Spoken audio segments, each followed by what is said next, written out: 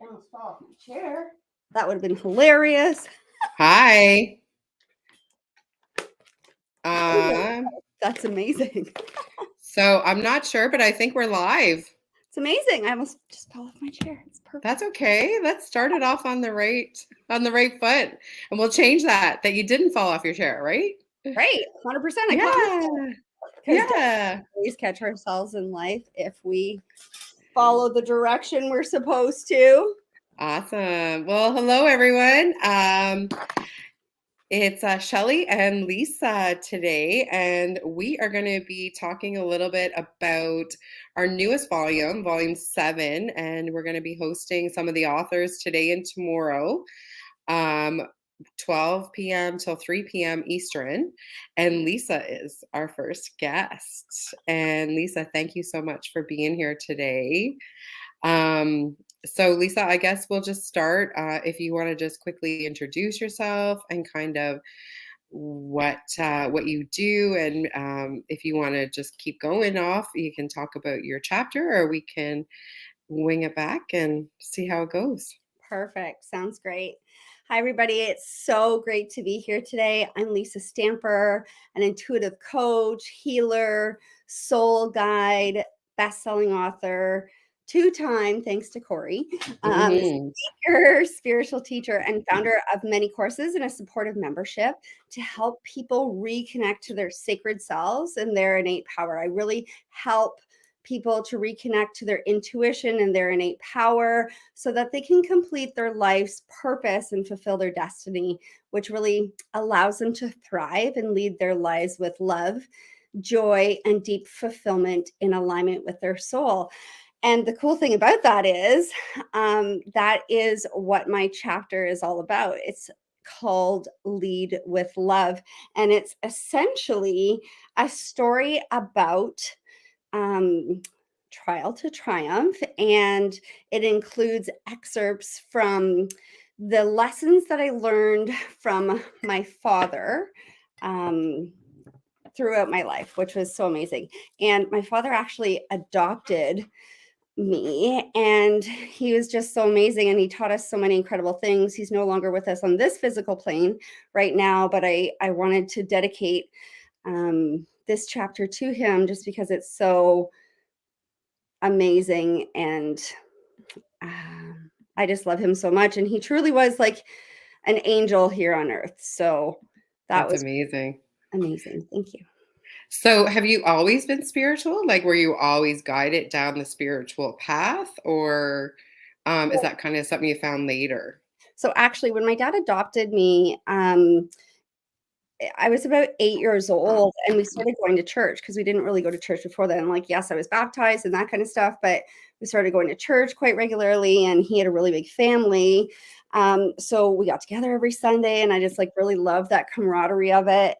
And I continued to go to church. There's something about it that really spoke to me, and that kind of transformed and changed as I grew older into spirituality, because I wasn't loving some of the indoctrines and that kind of stuff. However, to each their own. But what I loved about, as I went down my spiritual path, I was introduced to angels at a really low point in my life, and I realized that they were real. I had a very real experience with them. So it was mind-blowing, and it made me get a new lease on life, essentially. And my dad really supported me in that, where other people, I feel like, because they didn't have the same exposure or background, or were not even like him, right?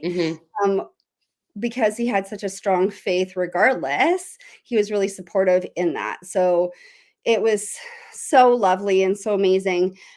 So that kind of started off my journey. And then when I was 16, I started to have really big spiritual things happen in my life. Like I used to have all kinds of premonitions. One of my biggest ones, I know that we've talked about this before, is when I was driving to my Oma's house with my mom and my sister for Christmas, and I just got this herb that we long story short, that we had to go and see her. And thank goodness that we did, because when we got there, she eventually passed that night. So like, I mean, that's the long and the short of it. There's much more to it. But And then from there, I just kind of had these premonitions of knowing or getting information about people. And to be honest, it freaked me out for a little bit. And I started using drugs and alcohol, trying to Mhm. run from Mhm. the pain of my past, essentially, and to also quiet like this weird other world that I didn't really know much about. But that didn't really work. So, and then eventually it stopped working, and I wasn't willing to try something deeper because I grew up in a small town, and I had seen drugs claim the lives of more than 4 people that I knew, and like we were in a small town, so that just kind of scared me, but it scared me into sobriety, I would say. So, Mhm. um, so I was really led to it from that perspective. And truly, as that happened, this whole other life, and that was when I was led to angels, kind of opened up. And really, I was an esthetician for 25 years, and I had gone to a client's house, and she had angel oracle cards. And like I said, I was going through that really hard time, and the cards that I drew were exactly what I was going through, and I was like, "What?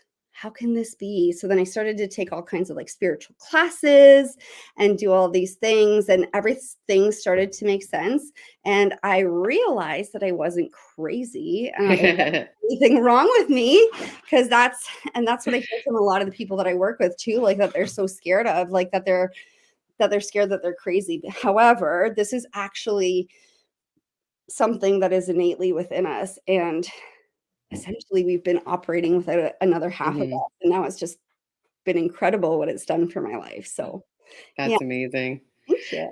Yeah, and so if somebody was to work with you, like, how do you work with clients? Like, or do you work with clients? I guess that is a question. Yeah, so Um, sorry, go ahead. no, go ahead. Oh, so, I work privately one-on-one with people in a coaching aspect. I have different Mhm. containers. So I have a 3-month container, I have a 6-month container, and I have a year container. Mhm. There's different levels to that on the level of support that they get, where we would do calls. So it Mhm. really is very personalized one on one. And then I have a membership. It's actually a manifesting membership that teaches people how to like manifest and use their energy and use their power to create what they're wanting to call in. And the results are amazing. Like it's so fun. That's the one thing that I love about this work is it is so fun. You get Mhm. exposed to this new other world. And then I also have other group, I would say like coaching or teaching per se. Like I'm just getting done something right now called the Academy of Ascension level 1, and I'm moving into level 2. So level 1 was all about like learning about your soul gifts, expanding your intuition, strengthening it. Level 2 is going to be just taking it a little bit deeper and going in a little bit more down that Mhm. path. And it's just been so beautiful to see people open and to see Mhm. people realize that they're not crazy and to see people realize that they are gifted and that we're all gifted and that we are all supposed to use our gifts Mhm. in our lives. Yeah. And I think you have a weekly, like, reading, that I follow. Yeah. Oh, good. Yeah, so I do actually have a question regarding that. So how is like, you pull like, how does that go? Like, is that just, like, from the heart? Is that like I do have to ask, do you follow anything that has to do with the moon, like retrograde? Like, do you look into any of that Mm-mm. before, So or what I is it just Pure so it is, like, literally, I tune in, I set the intention Mhm. that whoever is supposed to watch it will see it, that it's Mhm. for anybody who tunes in for their highest good, greatest interest, most amount of healing, that they will get the exact wisdom, guidance, and messages that they're supposed to glean from that to help them move forward throughout their week. But, as much as I respect, like, the moon cycles and everything, 'cause I absolutely believe in that stuff, I let, um spirit. I have, like, almost 100 oracle card decks because that's kinda, like, how I learned to really get into this. Corey's mom has over 300. Okay, amazing, perfect. Mhm. So, Mhm. um, Yeah, she collects. yeah, so I just allow my guides to show me, and I ask them, what needs to come through, what needs to be said. So, like, sometimes they'll give me, like, a number, so, like, count through the numbers that I have. Like, it's all very led and guided by Mhm. my guides, by the Mhm. greatest good. So And so do they tell you which deck to use as yeah, well? so they tell me which deck to use, which cards to pull, like, so I don't Mhm. know anything, I just go in dry and I'm just like, "Okay, like, use me for higher will, let's do Mhm. this," and it's so wild because for almost every single one of my one-on-ones and for myself, because this is something, that happens is when you get a reading, it's often can be reflected in the teacher or, like, whoever's the reader as well. And it's so wild because no matter what, it's relevant. Like, Mhm. it blows my mind. It still blows my mind, and I've been doing Mhm. this for years, and I just Mhm. love it so much. So it's kind of almost like the mirror. 100%, Yeah. 100%. So if somebody was just starting out, like if someone suspects that they have this intuition, they have, a guide or an angel that they feel is trying to communicate with them, um, and maybe they're like yourself, who has maybe are going through a period of time like, am I crazy? What would you tell to that person, or how would you maybe kind of guide them to connect?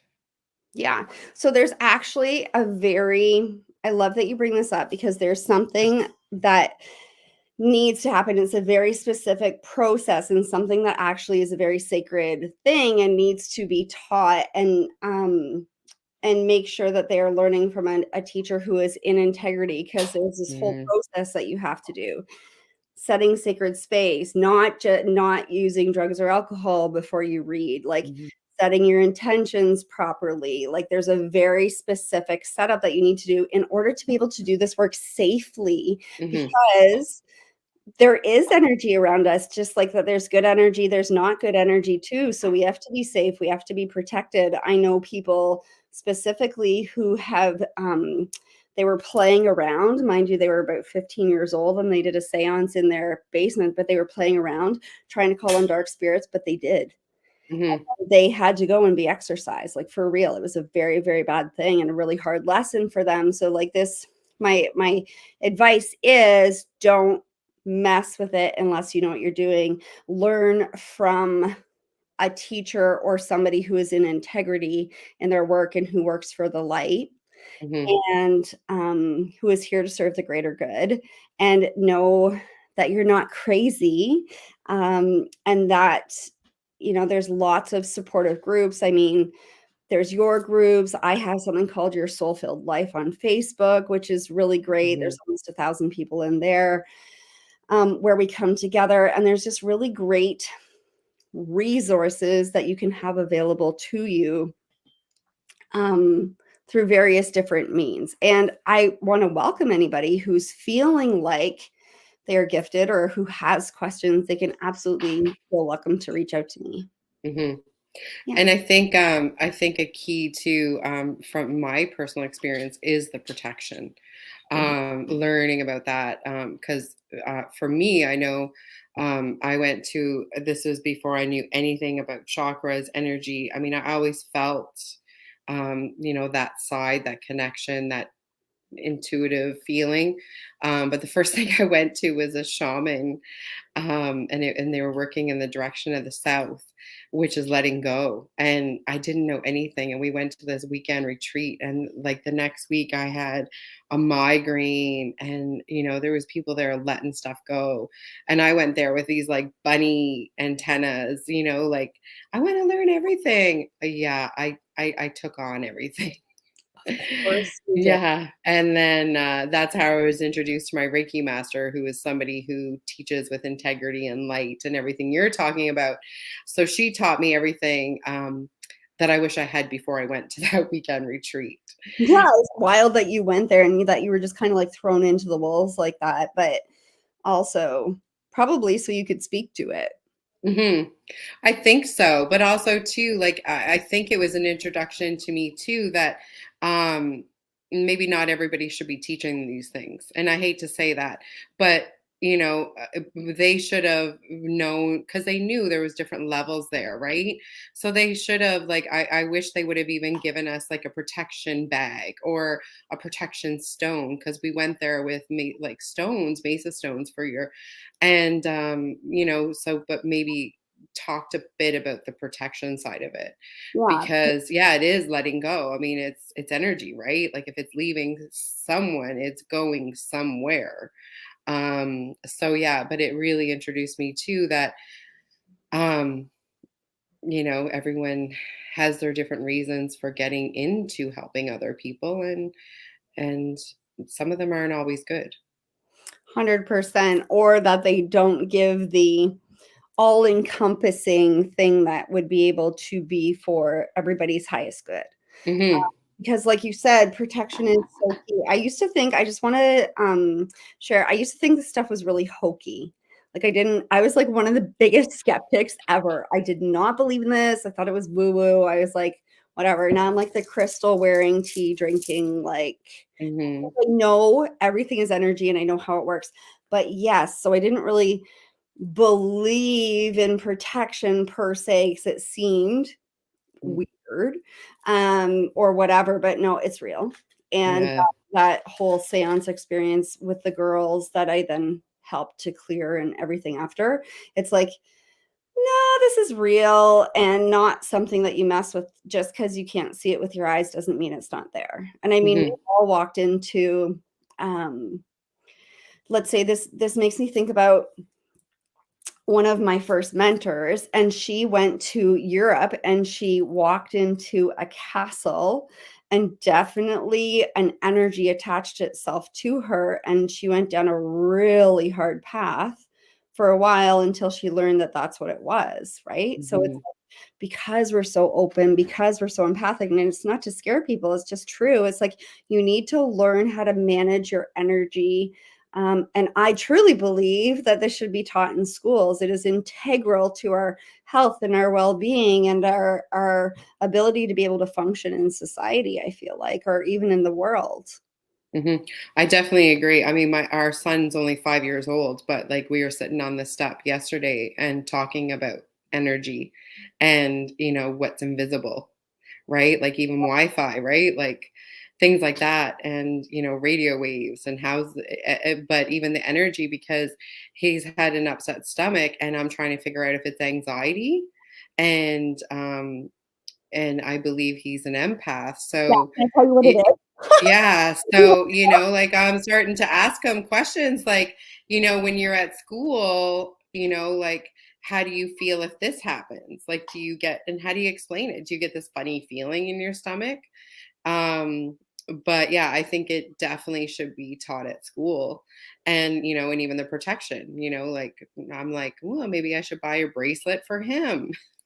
Yeah, and, like, this is one of the things I actually have on my TikTok. It's like, for sensitive kids, like, I love giving away free content because I think it's so Mm, but it's like how to protect your kids energetically, and they're really simple things to do, and it works. Like, it's so amazing. I mhm, went to this one client's house, and her kid was freaking out, and I was like, "Can I just do something?" And the mom was like, "Yeah," and I did what I was shown to do, and her kid automatically stopped, and she's like, "What did you just do, and can you mhm, come here all the time?" I was like, "We just cleared her energy." Like, she was just reacting. She was reacting to something that was brought into the house, like, so there is a resource for that, and I'll have to I check that out. yeah, check it out. I think Stacy Yeah. Corlett, also has that as well. I love her. She's such a great soul, and I know that she works with kids because she has her little granddaughter as well. So, she's put some cool things on TikTok as well in that regard. But it is so true. Do you want to know what's wrong with your son's tummy? Only if you What? want to. Oh, What? it's not his. It's not his. He was Yeah. picking it up from someone else. I feel like somebody actually has a sickness in their tummy for real. Um, like, I don't know if it's like a cancer or something, but I feel like he's picking up this pain, not that he has it, but he can feel the symptoms. Mhm. That's what it feels like. We'll talk So, about that off air maybe.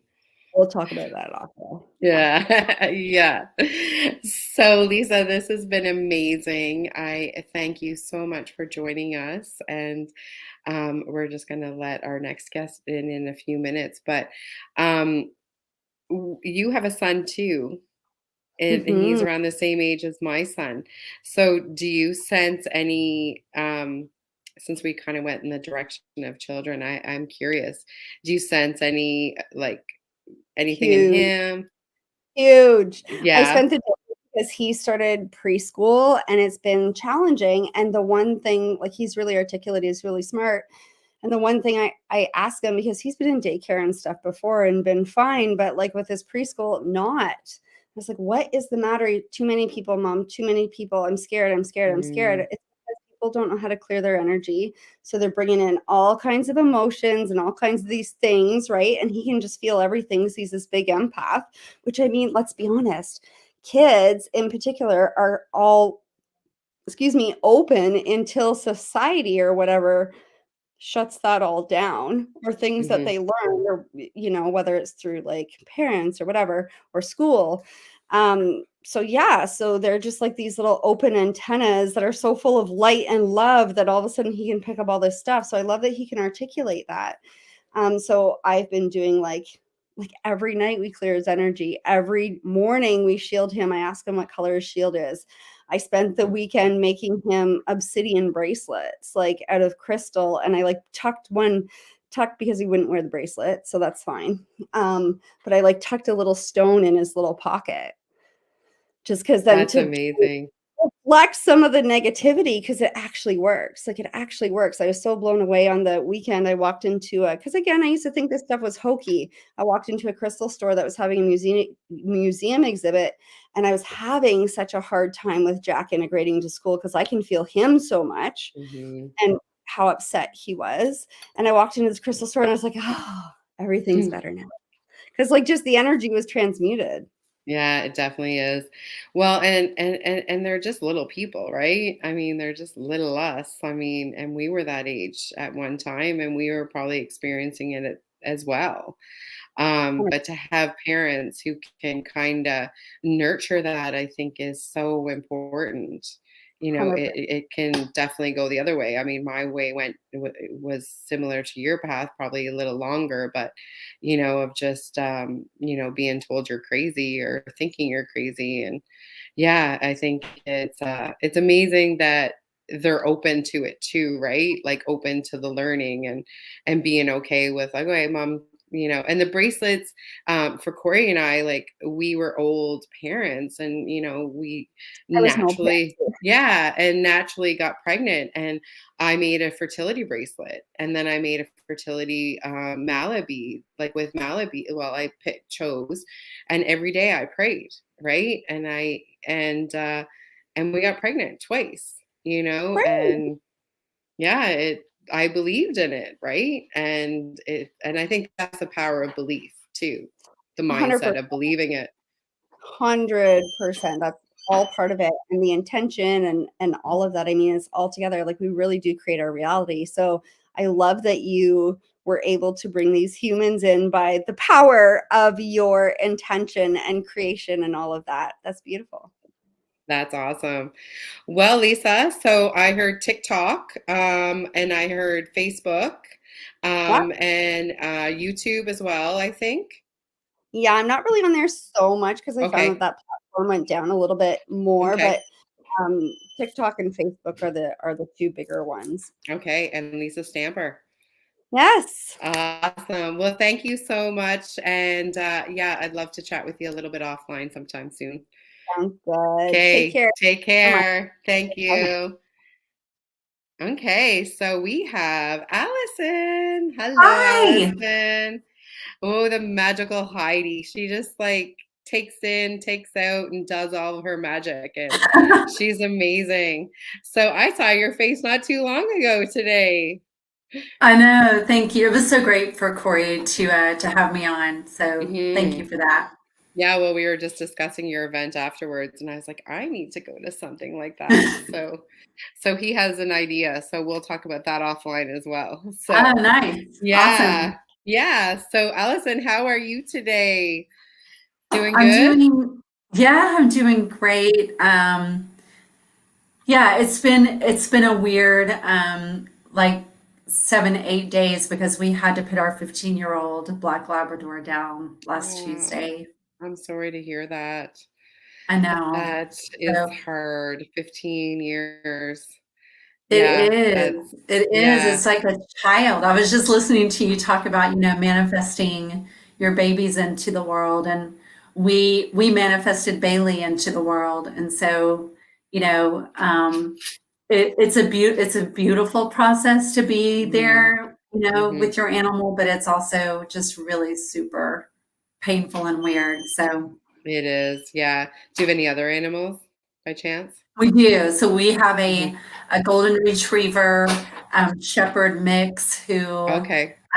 is grieving. So he Mhm. hasn't eaten very much food in the past 5 days, but Yeah. we're tapping on him. Do you know about Yep. tapping? Yep. Uh, Yeah. Yeah. Reiki and all the things. They definitely grieve, that's for sure. Yeah. Years ago, I don't any longer, but I had a Dalmatian and a terrier, a silky terrier, and I ended up having to put the Dalmatian down. And when I went, it was quite magical. Like she let us go outside, and I ended up bringing my silky terrier with me because I knew that if I didn't, that he would just for days be one like walking around the house Oh going, yeah. where is he? Yeah. Where is he? Where is he? And so, yeah, I was like, you know what? Like, we were just talking about energy with Lisa, and, so I knew that if Sprocket was there, he would sense Pepper's energy, knowing that. Yes. She, yeah. Yeah. So, but yeah, it's never easy. There are little fur babies. That's what we call them in our household. So, Yeah, yeah, that's true. they're part of the family. They are a part of the family. Yeah. Yeah. Yeah. So, I'm not sure. Like, I know you were talking earlier with Corey about your event. Did you want to go talk a little bit more about that, or would you like to kind of dive into your book chapter? Um, just whatever direction you want to take a little bit. I guess I should give you a chance to give it an introduction in case anybody didn't catch Corey's, and just introduce yourself too and kind of what you do. Yeah. So I'm Allison Roberts. I live in Atlanta, Georgia, in the United States. Apparently, there's people have when I say Georgia and some other podcasts, people think I'm talking about like Europe, but no, it's here in the United States. Um, and I am a transformational coach. I use the principles of cognitive behavioral um, concepts to help people authentically change their mind. And I loved being a part of Blue Talks in Boston, where I was able to share my story of how that kind of all started with Hmm. Napoleon Hill and being homeless. I loved writing the chapter in the book because I do believe so much in the concept of the blue life. Hmm. It is everything is the universe, and I think that you know embodying that we're whole humans and that anything that we're struggling with in our professional life shows up personally, and anything that we're struggling with personally shows up professionally is just it's genius. So I'm really glad that you and Corey put this Hmm. together. Yeah, well, and as you were talking, I was just thinking like it is kind of, I never really thought about it before, but it is kind of crazy how the universe puts us on a certain path, which is our life. And then so many people like yourself and so many others in the community, that path that the universe chose for us in our life led us to the business. Yeah. Like I'm sure for you, like, part of your story and your journey led you to wanting to help other people. Yes. Well, I made the decision when I was probably 4 or 5 years old that I definitely was not going to parent the way that I was being parented. I Mhm. remember sitting in the closet in my bedroom with my baby doll, Amanda, and just telling her that I was never going to hurt her and that she was not going to have to ever deal with any of that stuff, when I became an adult. And I think that what happened is that I swung over to focusing on fixing, not being abused, instead of expanding my life. And I find that so many people as adults were living to fix that thing that was broken when we were a kid. I'm gonna overachieve just to prove that I can amount to something. I'm going to have the money that I never had growing up so that I can finally feel safe and all those things. And that's all conditional happiness, and it's exhausting. And when the thing doesn't work out, then it just feeds all of the thoughts that are in there already. Like, of course it didn't work out because I'm not worthy, or my parents were abusive, or I had this trauma in 6th grade with this bully, or whatever the thing. And so I made a decision a long time ago to help people be free. And I think that's such a key, right? I mean, we can band-aid it, but it's whether or not it's going to heal underneath the band-aid, right? Yeah. And I think that is you're so right on the money about um, Corey and I talk all the time about the next thing, right? And it's everything's going to change when, everything's going to get better when, right? But why can't it be better now? Like, why Right. can't it be better today? Why do we have to wait until this thing happens? It's the same with, we always hear, oh, I'm going to travel when I retire. Well, why not now? How do you know Right. you're going to reach to retirement, right? Yeah. We're living in a story. And, you know, my grandfather told everybody, that he was going to travel the world when he retired, and he dropped dead of a brain aneurysm at the age of 52. hmm And so my grandmother picked up the torch and traveled the world on his behalf. But she's like, we had so many summers where we could have just done a week in Africa, hmm a week in Greece, a week in Italy, a week, hmm and she's like, and we just went to the lake house instead, because waiting for when we had even more time. And she's like, I just so wish that we had just taken that 7 to 10 days and just done it. hmm Yeah. Yeah, well, and that's the thing. It's waiting. So what would you like say to somebody who is like maybe is on that path of healing, and maybe they even too have done different modalities or different techniques, and they still are feeling that unworthiness or the fear of abandonment, you know what I mean? Like they still have that underlying condition. Like with the cognitive behavior, like how does that differ maybe from something else that they've tried? That's a very good question. So the cognitive behavior, you actually learn how the brain works. And the brain works exactly this way. And the only difference is if you have brain damage. Okay. hmm So if you're bipolar, if you are a Christian, if you're an atheist, it doesn't matter. The brain works this way. An outside circumstance happens. We have hundreds of thousands of thoughts within 7 seconds, Shelley. I mean, you think about that. It's amazing. It's amazing to The say, just power. like that. The power. Yes.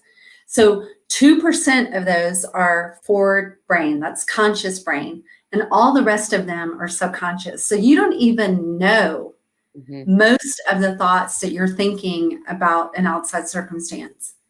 All you know is how you feel, because a feeling creates a thought. hmm So let's just say that,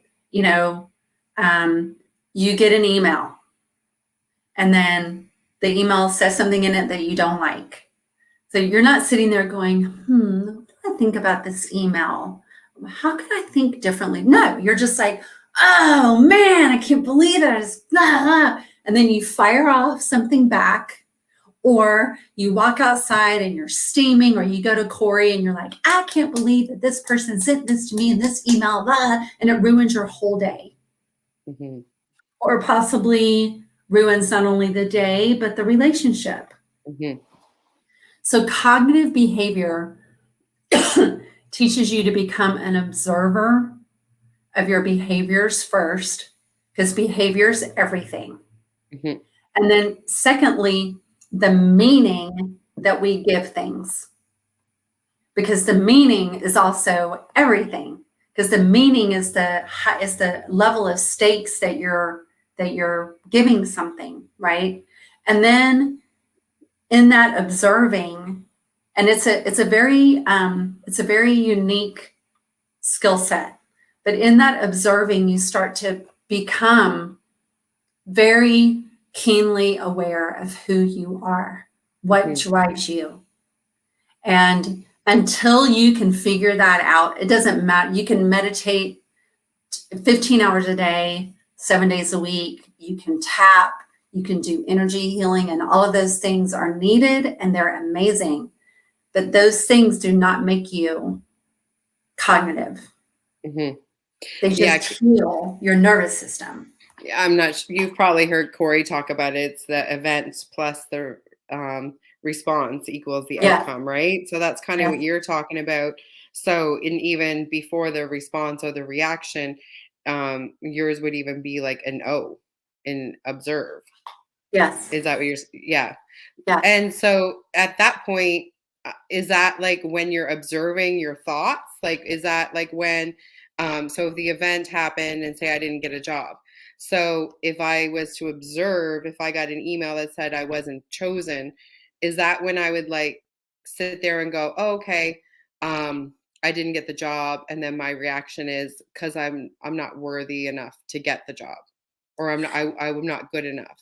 Yeah, so this is a great question. So you're going to naturally feel disappointed, sad, angry, all the things. Mm-hmm. So cognitive behavior is not about not feeling. Mm-hmm. So if I was coaching you, right, and you were like, Allison, I'm going to get this email tomorrow, and it's going to tell me one way or the other, either I'm hired or I'm not hired. I would work with you and say, Shelley, worst case scenario is you're not hired. Let's just go there. Mm-hmm. What does that mean to you? If you get the email tomorrow and it says you're not hired, what kind of meaning are you going to give that? And you would tell me, I'm not enough. I'm not good enough. It happens to me all the time. All the narratives that you have about yourself. And I would say to you, what if you could think of it this way? I didn't get the job. Period. And the meaning is rejection is protection. The meaning is the universe has something even better for you. The meaning is that if you take this job and it's not meant for you, if you were to get this job and it wasn't meant for you, it's going to set you back. It's going to keep you from this other thing that's happening. Now, people have a tendency to do that without addressing their disappointment and their sadness. And that's called spiritually bypassing. Mm-hmm. And cognitive behavior is so the next day you call me, you're crying, I didn't get the job. And so I would say to you, I'm going to hold some space for you while you sob. Because you got to feel the feelings. Mm-hmm. And then after you process it for 15 or 20 minutes, then I'm going to say, okay, let's go back to what we talked about. Remember, I know you're disappointed. I know it's frustrating. I know you're sad. And then cognitive behavior also, if you work it in reverse, then I would work with you on how do you want to feel at your new job? Not what do you want to do? How do you want to feel at that new job? Well, who does Shelley need to become in order to get that new job so that she does feel that way? Because a lot of times we think that the job is going to make us feel better. Jobs don't make us feel better. Jobs pay our bills. Yeah. If we're lucky, jobs also might fulfill a passion, a purpose, and a plan for our life. But most people I know that have a job, most people is paying the bills and they're finding the passion in it somewhere just so that they can get their mortgage paid. And that Hmm. makes me very sad. So, and I think you're talking a little bit about emotional regulating as well. Yes. So, and I won't judge your story or like make, uh, but I think from my experience and possibly maybe yours is like when you experience trauma, you emotionally shut down. So even to experience anything besides survival is, like like some of the words that you've used, um if you're ignoring emotions, you're not feeling the rejection, you're not feeling the Right. sadness, you know what I mean, like you're not experiencing that. It's just survive, so move to the next. Right. Right. Does would Well, you're that feeling it. You're just shoving it down. Yeah, Your yeah. body's feeling it, but you're just like, I'm not going to do this. I'm going to be strong. I'm going Hmm. to get through this. I'm not going to react to this. I'm going to be strong. And that's the worst thing you can do to yourself. Hmm. And so at your upcoming event, is this like some of the things like that we're talking about? Is this some of the Yeah. processes that you guys would be going through? Yeah. We're going to be going through this. The biggest thing is that we're going to pinpoint your disempowered belief system. Because most people think that they know what their disempowered belief system is. Hmm. Um, and then, and it's like I'm going to be doing a lot of hot seat coaching where I just pull people up on stage. I'm rapid fire, just like question, question, question, question, question, not giving them a chance to really think, but just to speak the truth. Because when we think, we usually filter. Hmm. Saying, don't think about it, just give me the first thing that comes. Da, da, da, da, da. And then I map it all out for them on a chart. And then I'm like, I circle their belief. I'm like, this is your disempowering belief. Every single time I do this with people, they're like this. And then they start crying. Even the men will start crying too, or they get teary and they're just like, no one's ever told me that before. No one's ever been able to find that before. But oh my God, that makes so much sense right now. And when you know that, you have power in that instant, and that power stays with you for the rest of your life. And it's so incredible to be in that presence with someone and just watch them wake up. I call it waking up. It's like they wake up and it's like, oh my, and so many people will say, why didn't I find you 10 years ago? Why didn't I find you 15 years ago? Like, it wasn't your time. You weren't in a place to hear the truth then. And so people, and my name, Allison, actually means truth seeker. That's awesome. I know, right? Yeah. And yeah, I love it so much. And so I tell people, like, if you're ready to know the truth about your life, I'm your person. And if you want to stay in your coma, I'm not your person. Ah. So, like I know, Think and Grow Rich is one of your faves. And I don't have a question about that, but are you familiar with the Four Agreements, Don Miguel? Yes. Okay. So when you're talking about beliefs, would that resonate with his agreements that we made? We drink the Okay. poison. Okay. Yep. And then so it's creating a new agreement, like Yeah. letting go of the old agreement, and then it does that would that be a process with you too, is like creating a new agreement or a Yes. new belief? Yes, and in our society, we love to say this thing of like letting go, and I actually hate that because yeah, and I say that with love and so much respect because you know I'm madly in love with you, but I just hate the term let go because that means that it's over. Hmm. And our disempowered beliefs are never over. We just Hmm. become the boss of them. Hmm. And so what this work does is like you just said, we create a new belief that we actually really believe. Because you Hmm. have to believe it. You can't just be like, oh, every day is going to be sunshiny. And then you don't really believe it. And then your reptilian brain is like, you're such a liar. And then it goes into shame and guilt and all the things. But to your point, you create a new belief. And then let's say that you and Corey want to go live in Greece for a year. But That sounds lovely. doesn't it? Yeah. Doesn't it? Yes. Yes. But you've never lived in Greece, and you've never lived maybe out of the country for that extended period of time. So all of your disempowered beliefs are going to come in, even if you've already worked with me for 6, 7, 8 months. Disempowered beliefs are going to come in. I call it Rita, the reptilian brain. She has like a cigarette, you know, and she's like, Shelley, Yeah. Shelley. You thought I was gone. Yeah. And so when you do this work, you can be like, thank you so much for showing up and whispering all these lies in my ear again, because I know that you're doing it to keep me safe. So I appreciate you for trying to keep me safe. And I'm going to go and do the thing anyway. Yeah. Have you read Outwitting the Devil, Napoleon Hill?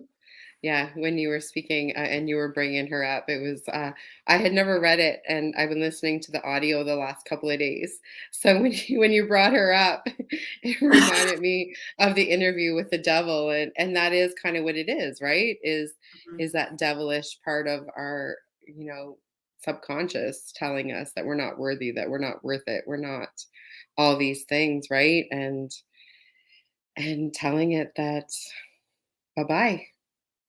Yeah, and if you take devil, if you take the D and separate it from the evil, it's disempowering evil. That's the devil. It's just disempowering evil. And so, most parents aren't like, oh, let's have a baby girl and abuse her. It's like they don't do that. But we can have trauma just from dad not wanting to throw football with us in the backyard because we're a girl.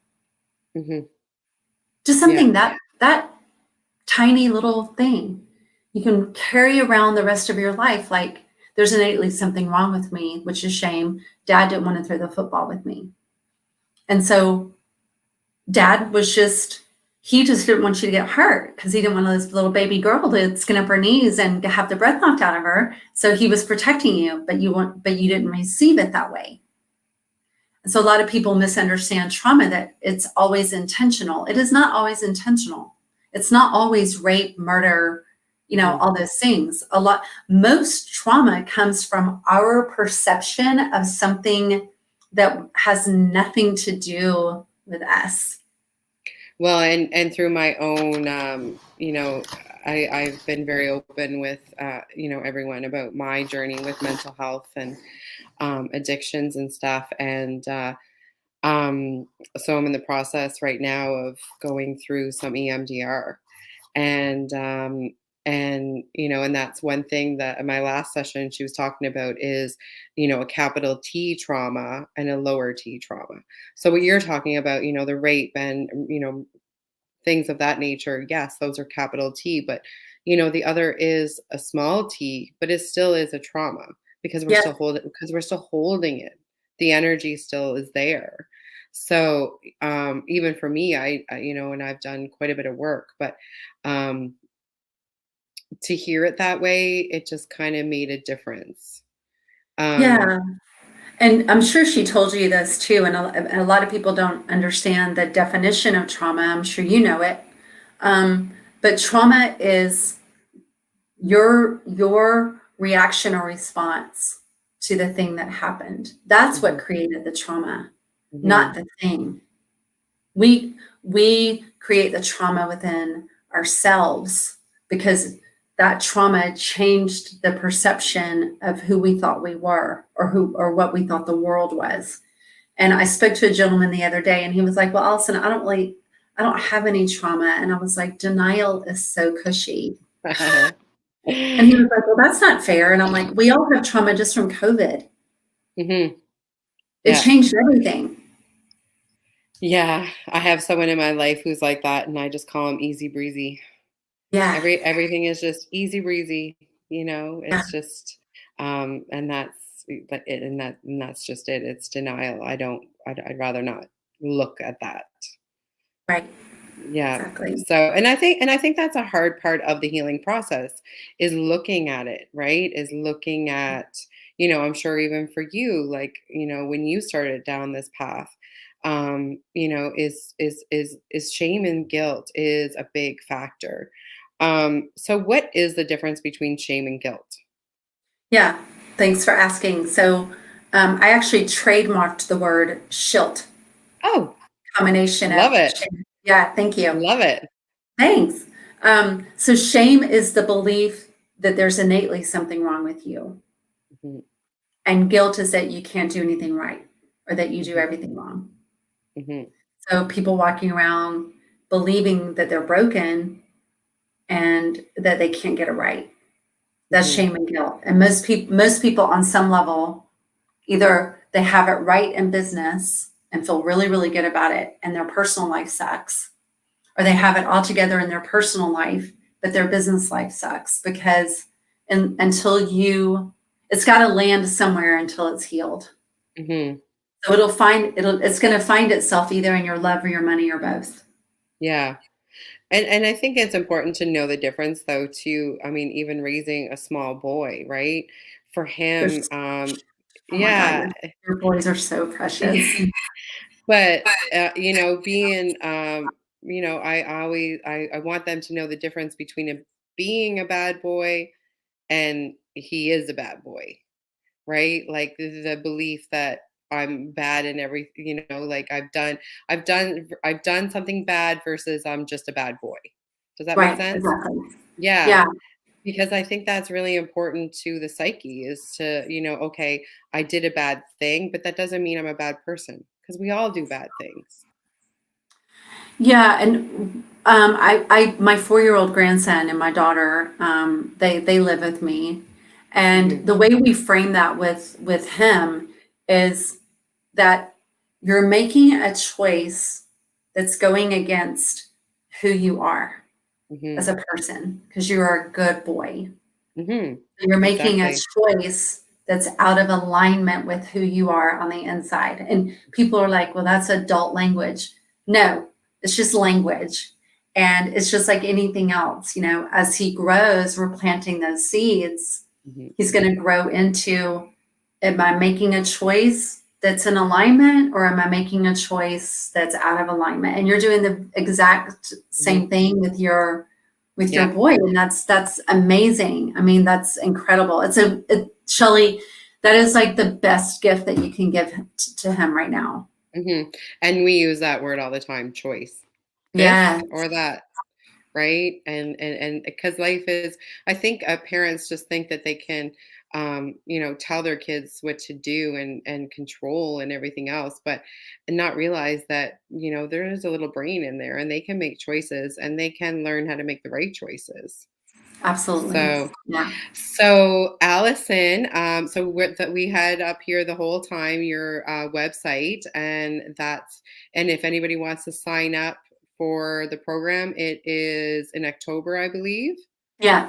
October What's 19th, 20th, and 21st. okay, perfect. And then is that in Atlanta? It's in Atlanta. We Okay, also have a virtual option. So if they okay, don't want to get on a plane, train, or automobile, they can okay. sit with us. I love that.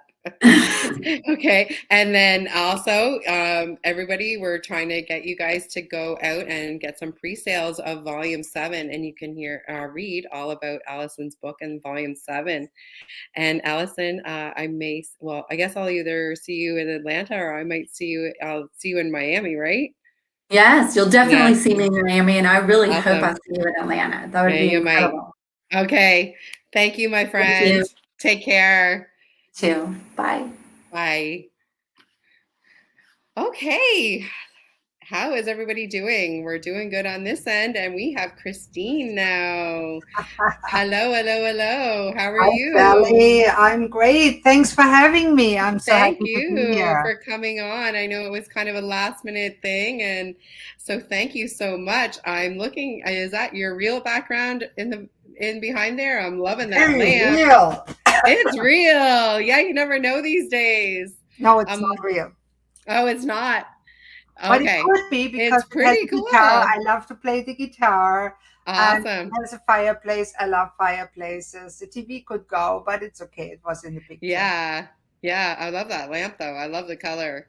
I think I have something for orange these last few days.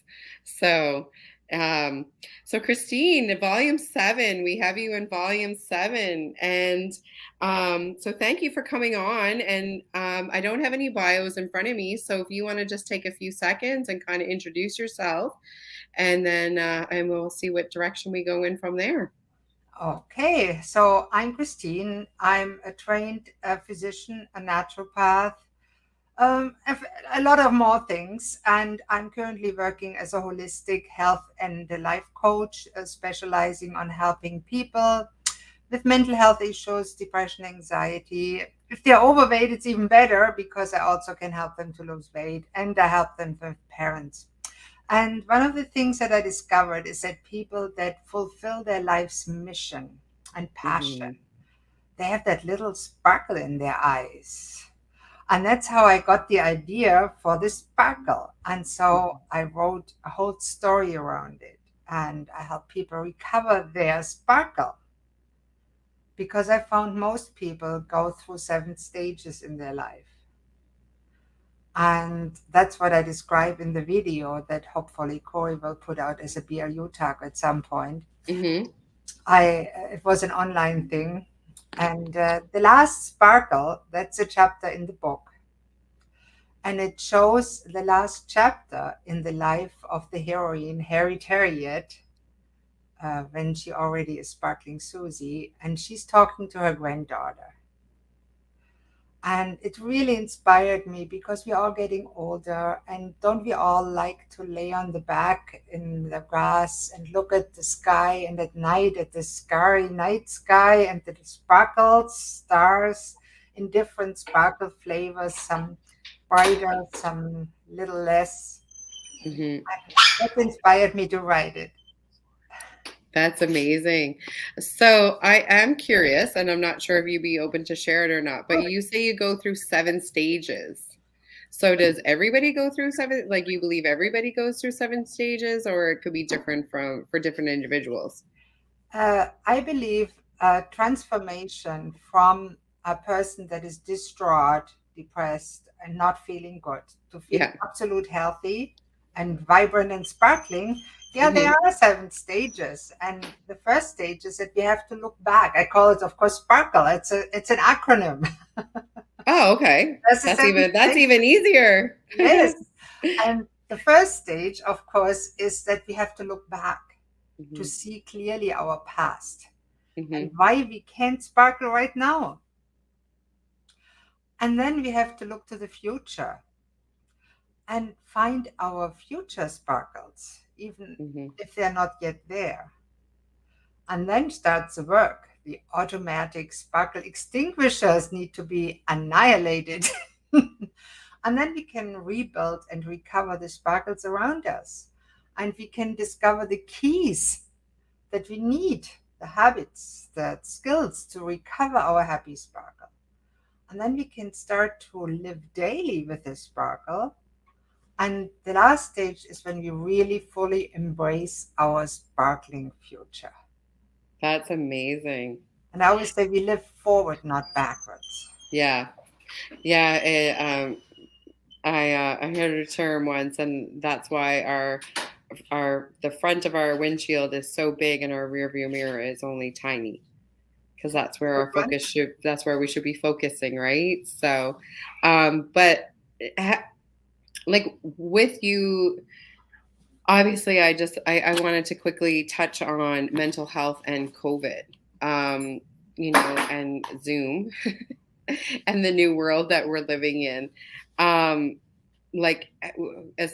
What have you seen in people? Like, have you seen any changes or increases in depression? Being a doctor, I just really wanted to ask you that question. No, I'm not practicing as a doctor. Yeah. I'm practicing as a coach. So, but yeah. I know the statistics. I still keep up, of course, the medical field and the naturopathic field because I love both. I am both. which I've learned is rare in North America. I don't know why. It doesn't make sense, but whatever. And there has been a massive increase in mental health issues. Anxiety, of course, it was produced by the media. Oh my God, you get COVID, you die, which is not true, especially not for younger people. Yeah. And then came the constant changes. And we know that every change is a stressor. Even a positive change, a wedding, is relatively high on the stress scale. Of course, negative change, fear of death, is extremely high on the stress scale. And we know that constant and long ranging stress can cause depression. Mm-hmm. So that's why many people now fell into depression. And of course, the lack of social contact, which was forced on us with or without reason. I'm not getting into that, but it was forced onto us. And many people that did not have a partner to hug or friends to hug that were very close, they got very lonely. Loneliness leads to depression. And all stress, depression leads to a lowered immune system. So you get more sick. And now Mm-hmm. that doesn't help when you're in the middle of a pandemic. Mm-hmm. And our Yeah. kids have especially been damaged. They grew up separated. They grew up learning that you have to have a mask in front of your face. And I see now that kids experience having a mask like we women have learned to have a bra on our chest. And now they think, okay, you have to have a bra, underpants on, a bra on your chest when you're a girl, and a mask on your face. It's not healthy in my books. Well, and for me personally, I find and because of the life that Corey and I lead, we didn't. I didn't have to wear a mask a lot, but when I do wear it, I just after I have to really focus on my breathing because I'm not breathing from my diaphragm. Like it's just very shallow breaths. And it's like a couple of days ago, I had to wear it for a longer period of time. And I felt like I had to take like a half hour just to like focus on my breath because it was so shallow. So I can't even imagine like our children if they have to wear it every day and they're just breathing shallow like that. Well, that is one thing about the masks, but people often forget the masks are not biodegradable. They are a Hmm. major environmental problem. Birds die eating masks that are in the garbage, even if Hmm. you put them in the garbage. Then we inhale the microplastics. It's not good for breathing. Hmm. And we know that it doesn't help with viral transmission anyway. It helps for bacterial transmission. Hmm. So the mask wearing is more to help people deal with the anxiety. Hmm. Then it has Yeah. not, it is very effective for bacterial transmissions. That's why physicians wear masks in the operating room to protect the patient. Hmm. It very little protects yourself. Yeah, for sure. Well, I want to go in a different direction because that was enough with the COVID. Very, Um, yes, yes. So in the movie, I did watch your movie. And it was kind of crazy at the time because I think we told you we were thinking about getting a dog and Luna kept coming up. And so in the movie there was a Luna. So that blew my mind whenever I was watching it. So what made you kind of think to do that? Like, was it just one day you were like, I'm gonna do this, or did you have somebody help you write it? you know how it happened, I'll tell you. The movie script came to me one night. In the evening, my husband and I went for a walk with our dog, Rudy. Hmm. The sky was wonderful. The stars sparkled, and I couldn't sleep that night. Some nights you just can't sleep. Something's Hmm. brewing. And then it's about 2 o'clock. I said, there's something coming out of me. So I went on my computer and started writing. And there was a script to Becoming Sparkling Susie. And I said, well, I always say, as a coach, we are like a mountain guide, helping people climb their mountain of life. Hmm. We don't carry them. They have to walk themselves, but we can show the way and we can give them a little kick in the butt if that's what they Mm. need. And, Yeah. and because we have been there and we can help them choose the right mountain so they're not just running around. Hmm. it's so sad sometimes. I've talked a lot with dying people, and death is a very interesting aspect to me. I'm looking forward actually to experiencing what is afterwards. I hope it's a while to be there, but so many people are afraid of dying. And I always said, why is that the case? And for me, the answer is because they didn't live before. Mhm. And I always tell people all we have is this little daily sparkle right now. And we have the choice right now. We can use this sparkle to help us, those we care about, and maybe the world at large, to make it a better place. Or we can let others and ourselves extinguish it or blow it out. And it goes away and Mhm. comes never back. And the number of our sparkles going forward is limited because at some point we'll die. And if you don't use the sparkles that you have now, of course you don't want to die because you haven't lived yet. Mhm. But if you live your life with passion, purpose, a fulfilled life, and sparkle, well, why should you be afraid of death? For me, it doesn't matter. If I'm dead in 10 seconds, I lived a good life. I'm happy. Yeah, it's I've said it before that I'm in recovery, and there's a poem, and it's yesterday, today, and tomorrow, and then it talks about there's only 2 days that could push you towards a relapse, and that's yesterday and tomorrow.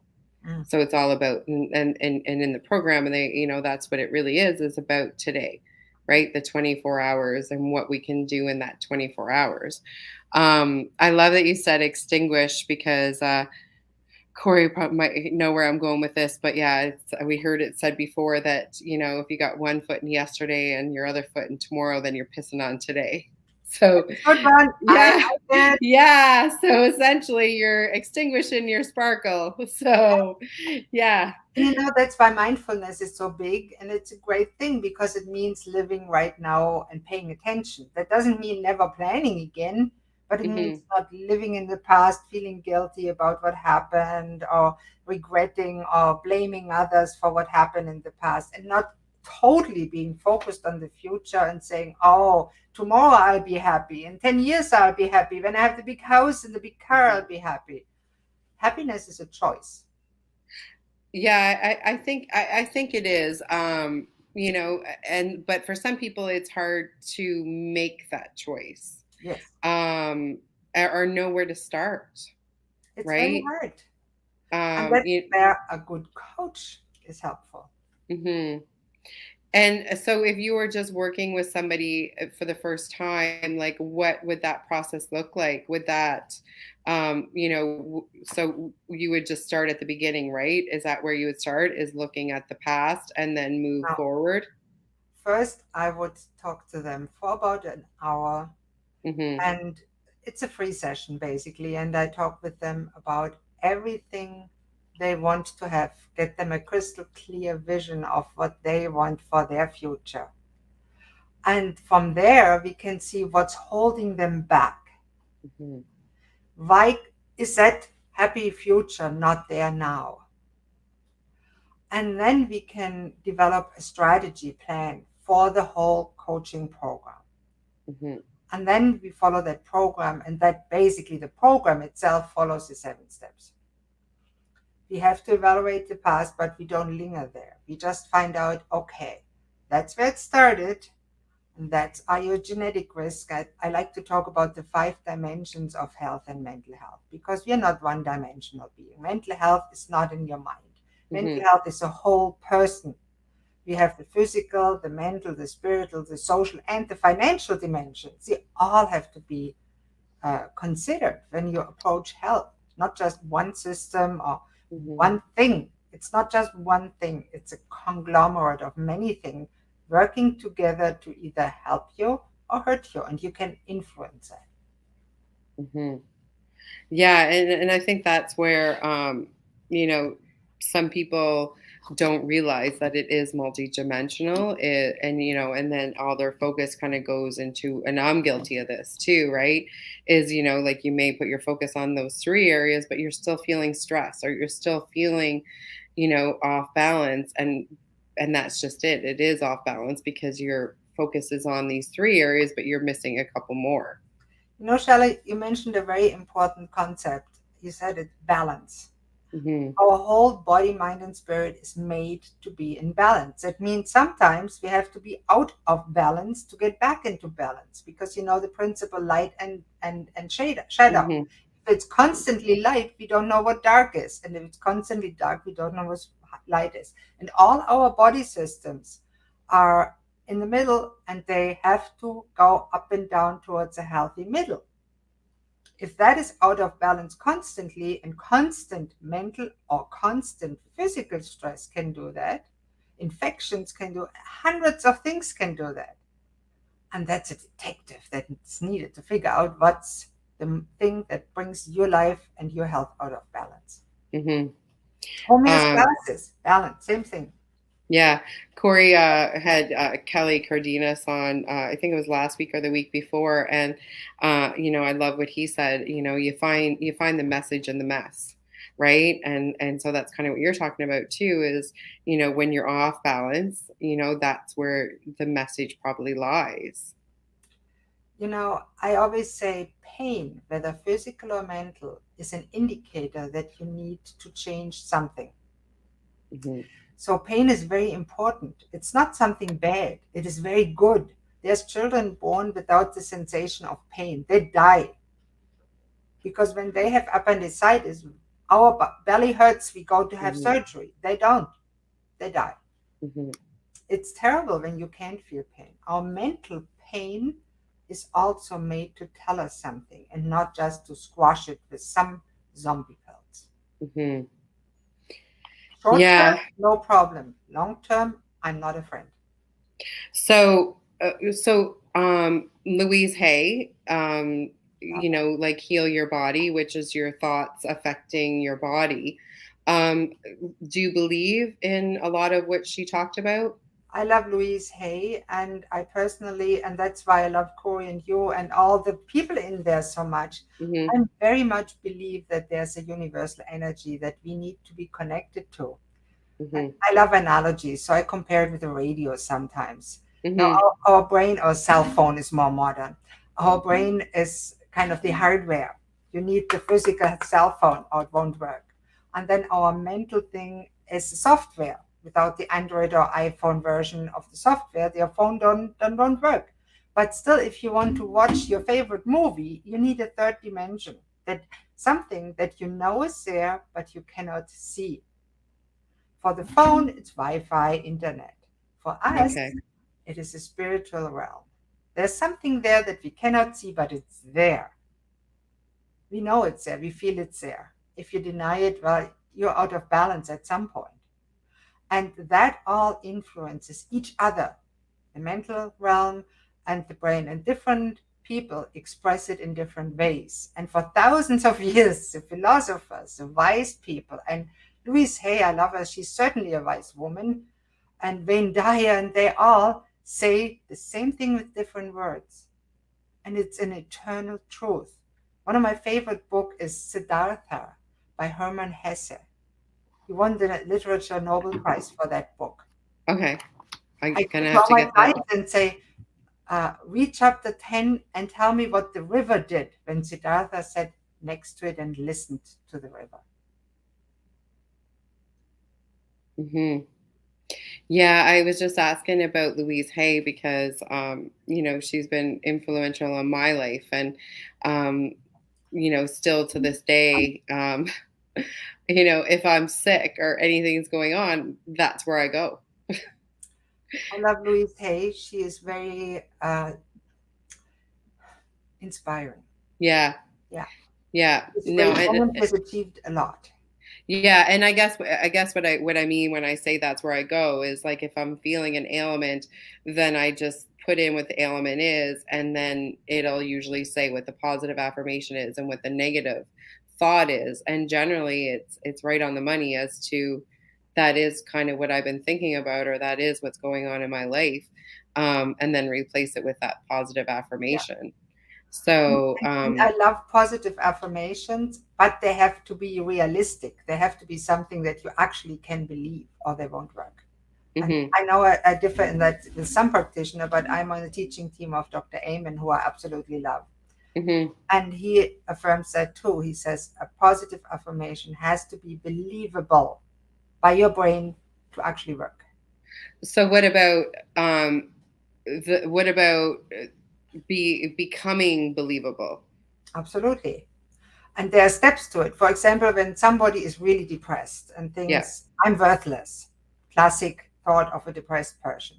And then you tell them to say to themselves every day, I am the greatest person on this earth. It won't help because it's not believable. Hmm. Doggy is cute. Yeah, But doggies. Yeah. if you change that negative thought in a more positive way without totally say, maybe I'm not worthless. That's how you Hmm. can start. And then you go on when that gets believed, because many depressed people can't even look at themselves in the mirror and put a smile on Hmm. because it bothers them. That's how Hmm. bad they feel. And you have to start slowly with that. And then you go up the steps, and eventually they believe, hey, I'm a good person. I'm worthwhile. I may not be the best person in the world, but I'm just as good as everybody else. Hmm. And that's what is the ideal, that we believe that we are just as good as everybody else. Everybody is special in their own way. Nobody's better or worse than anybody, whether they have education, knowledge, whatever, it doesn't matter. Yeah. And I think that's the key too, is the steps, right? And the journey that it takes to get to from one to the other, right? From a depressed person to a person maybe living with depression, or, combating on a daily basis, but at least working towards, something. And Corey and I, we used to have it up on our at our house, and it was, what would somebody who loves themselves do? So sometimes too, when I even talk to people who can't say I love myself today, then it's like, okay, well, try and do something for yourself today that somebody who loves themselves would do, rather than it, you know what I mean? Like, just, or, I'm a bad person or whatever. Okay, well, I'm going to try and do one good thing today. Um, and sometimes that can even help. Yeah, And then after so many days of doing this, it can get somebody to change the way they think. I think the most helpful way is to start in increments. So when Mhm. somebody thinks I'm worthless, to start, maybe I'm not worthless. Just consider the possibility, and that makes the brain start the process of change. And Mhm. I love that because Corey, in all of his books, and you embody that too, Shelley, and in all that he does and in all his interviews, he emphasizes a possibility. He shows people that have had challenges in their life and overcame them Mhm. and achieved positive change for them, for others. And that makes a meaningful, fulfilled life. And we all can achieve it, and we all want positive personal growth. Yeah. And I love that, right? I mean, that's the like the possibility, right? Like even the universe, right? I mean, part of Blue Talks is the universe. So the possibility that there's something more than us. Yeah, And the invisible is real. absolutely. Wi-Fi, Absolutely. this. There's examples for we don't know nothing. My dear mother, she's 92 and failing. She always said, to know how little you know, you have to be pretty smart. Mhm. And sadly, many of our scientists and politicians are not very smart that way Mhm. because Yeah. we don't know nothing. We just start to understand a little tiny bit. But in the end, it's the same as in the 13th century when they believed the earth was flat. In many areas of the universe, for us, we still believe the earth is flat. And maybe in 500 or 1,000 or 10,000 years, people look back and say, hi, they really believe that the energy wasn't real that is around you. There is no aura around a human being. How stupid were they? Mhm. Yeah. I think that humility is important for us to retain and say, we don't know nothing. Really. We think we know a lot, and we do, but in the context of all that's possible, we know nothing. Mhm. But at the same time, I think that it's, the more we try to learn, the more we grow, right? And the more, there's people like yourself who can help others grow. And I think that is so important, especially in the world we live in today, to have people like yourself who can help people, um, get through that time. So, Christine, thank you so much for taking this time today. And if anybody's watching this and is, looking for that sparkle, Christine, earlier you said that you do discovery calls. Yeah. So I'm sure maybe on their, do you have a website or Yeah, Facebook where just they go can to my reach you? website. You can either Google Dr. Christine Sauer. I come up everywhere, but the best place is to start on my website, which is www.docchristin.com, docchristin.com. Okay, awesome. Well, thank you so much, Christine. And everybody check out volume 7. Christine's story is in there. And I think I have Heidi, but we're just going to take about a 5-minute break and then be back at 2:30. So about 3 minutes, I guess. Thank you so much, Christine. Bye. Okay, bye-bye.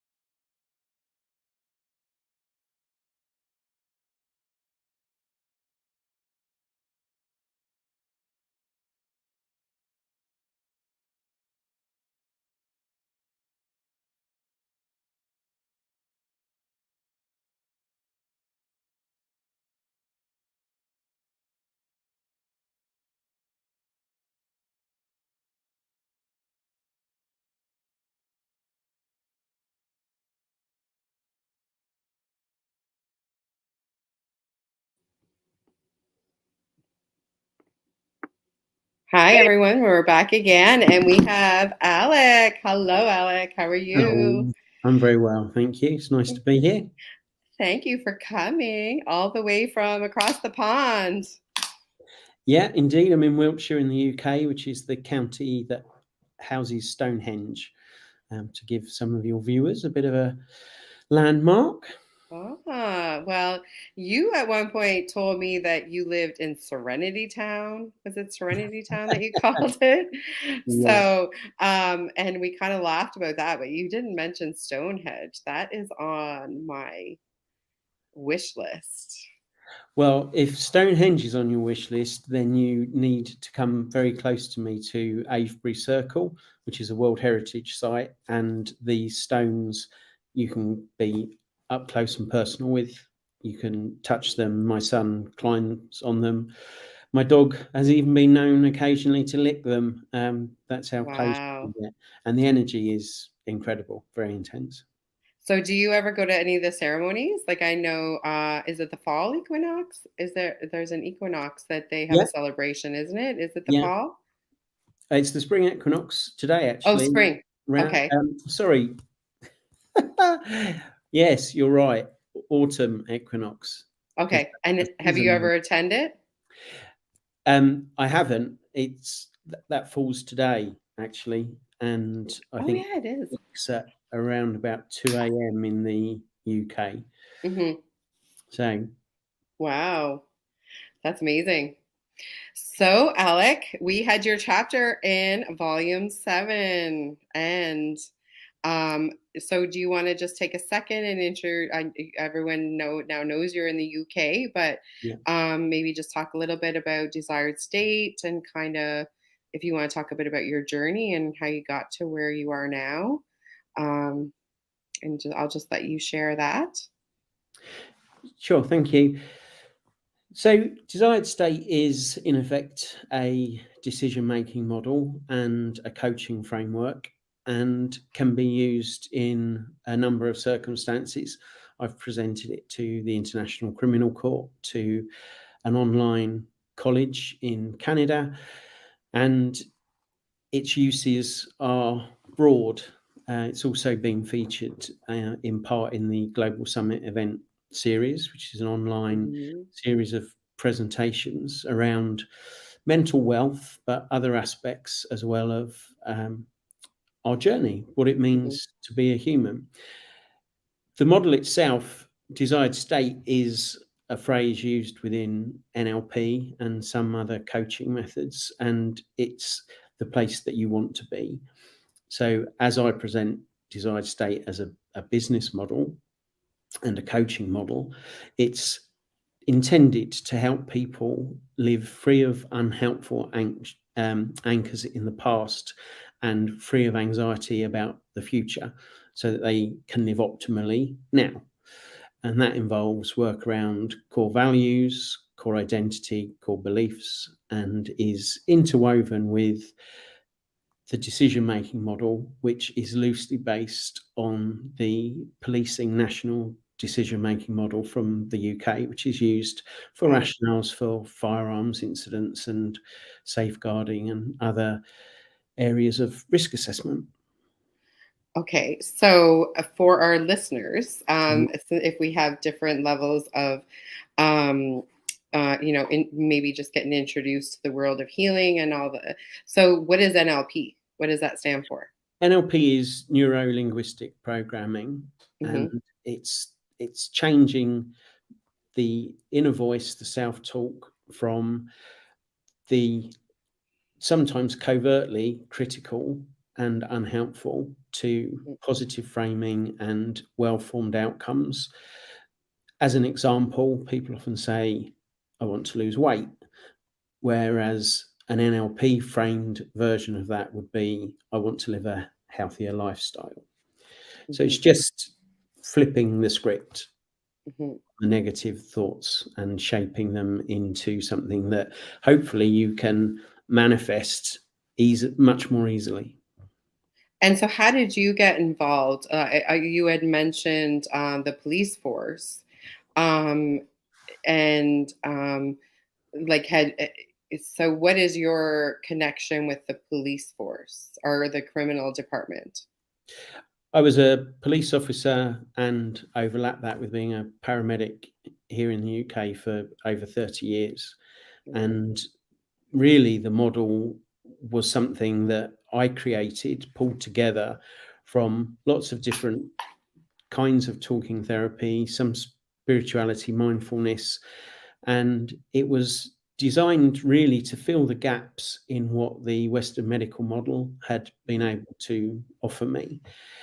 And I wasn't keen to saddle myself with labels or put myself in a box with various diagnoses of things. And so I used lessons that I learned from Ecology, which is the Academy of Modern Applied Psychology, and wove it all into the national decision making model, which I got from the police. And that gave me a framework which I can now use to coach others through similar circumstances. And so did you start this journey after the 30 years, or was it like were you still like on active duty like when you kind of started your process of the labels and the I changing the was. thinking? Yeah, my my process started when my professional career came to a crashing end as a result of injury, inappropriate medication for that injury. Mhm. I'd been in recovery from alcohol dependency for over 19 years at that point. Thank you. And that medication was contraindicated. I thought I could deal with it. I couldn't. And I was as close to falling off the wagon as I think I've ever got. And that's a very unhealthy place for me to be. And I knew that I needed to address it. So it was a process that was in tandem with actually being medically retired. And that was partly because of mental health issues, complex trauma, complex PTSD. But also, I had massive spinal surgery, Um, which made it impossible for me to work in either of those roles. And it all came together in this synchronous way that we often experience with the universe.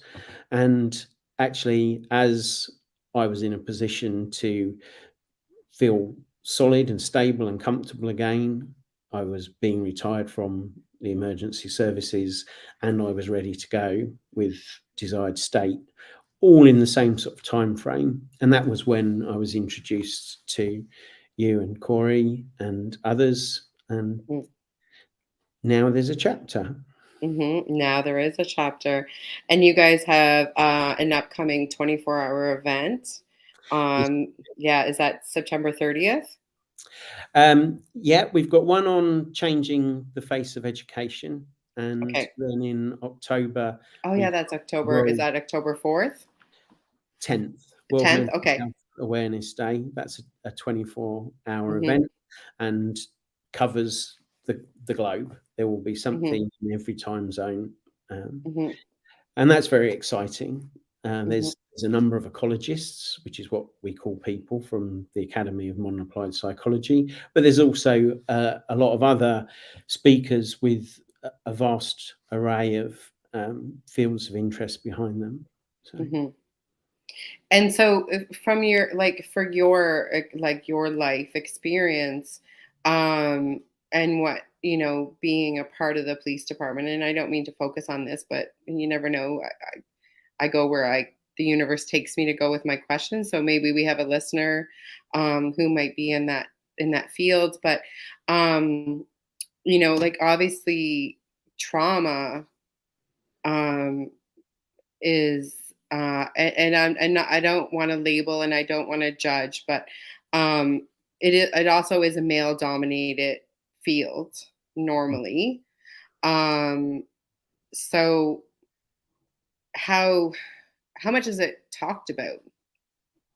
Like Not the trauma or and how to an outlet, like how to deal with what they see or hear or witness, like that's got to be hard. Yeah, and the simple answer is it's not talked about enough, and it's not talked about in the most helpful way.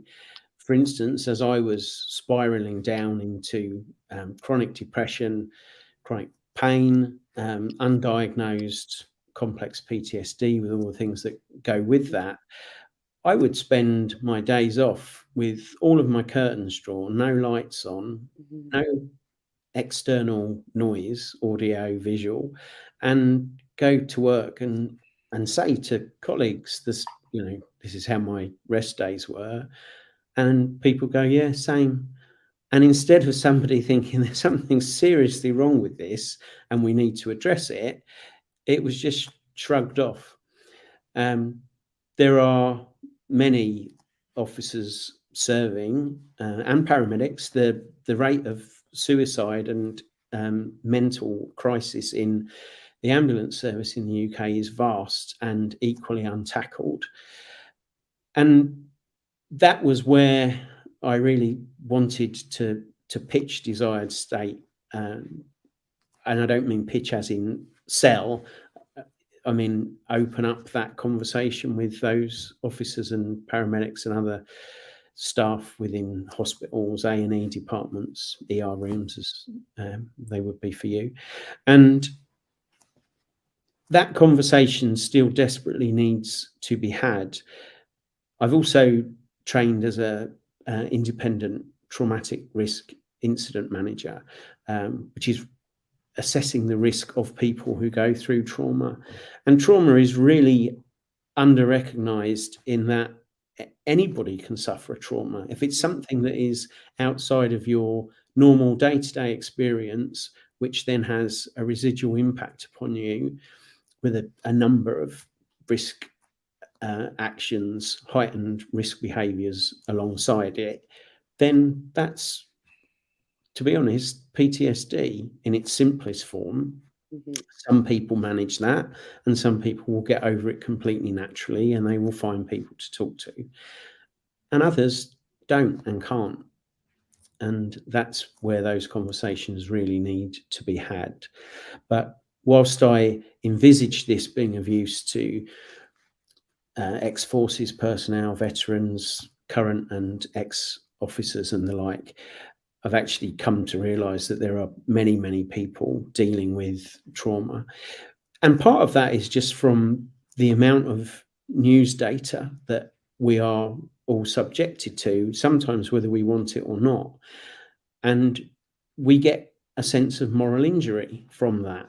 And moral injury is itself enough to cause secondary PTSD in people. And we also live in. What do you mean by that? Moral injury. What would you mean by that? Well, for instance, news reports coming out of Ukraine about militarized rape and other genocides over the years. In Iran right now.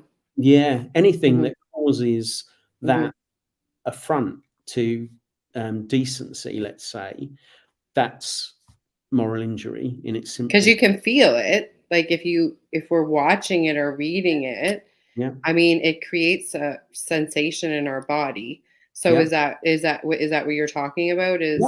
That would be the injury? Yeah. Exactly. If it's something that you find yourself dwelling on and you can't get past, then that's very much what we're discussing.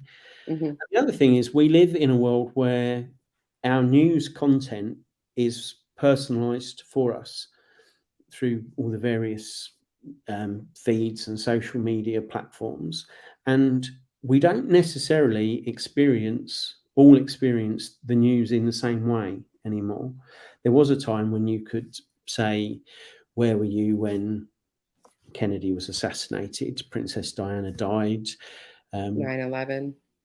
and people would know, they would know the song they were listening to, what the weather was doing. But these days, that feed comes to us personalized and weighted, and a lot of people are unaware of quite how controlled our media consumption is. Corey talks a lot, and he's talked about it and spoken about it for years about a news detox. So we don't watch the news, like, but of course, I mean, we're all on social media, and it has a way of getting to us anyway. But yeah, like 17 years ago, his mom was diagnosed with cancer, and when she went to the specialist, he gave her a prescription, and when they were leaving, she looked at it and thought she'd have something to fill, and all it said was, "Don't watch the news." And that was 17 years ago. So her cancer has been in remission, and the only two things that she did is not watch the news, and she has a green tea every morning. And and Corey's done a few talks too, and he like takes the newspaper and rips off the front page. So essentially, if you want to read the newspaper, or rip off the front page or throw it out and go to the next, right? Because the most damning and traumatic and worst things that have happened are usually on that front page. And I know even for myself, I've had to take social media detoxes because um, I feel like even if a friend like loses a parent, or and I just remember going through this period of time when it was so, everything I was reading and seeing was negative, and I was like, and I was feeling everything, so I was like, I have to shut this down because it's overwhelming. It is, and there's this phrase about things sticking out like a sore thumb. It's not until you've injured your thumb or something else that you're aware quite how often it comes into contact with things. And when we've got an open injury, wound, whether that's emotional or physical, we are much more vulnerable.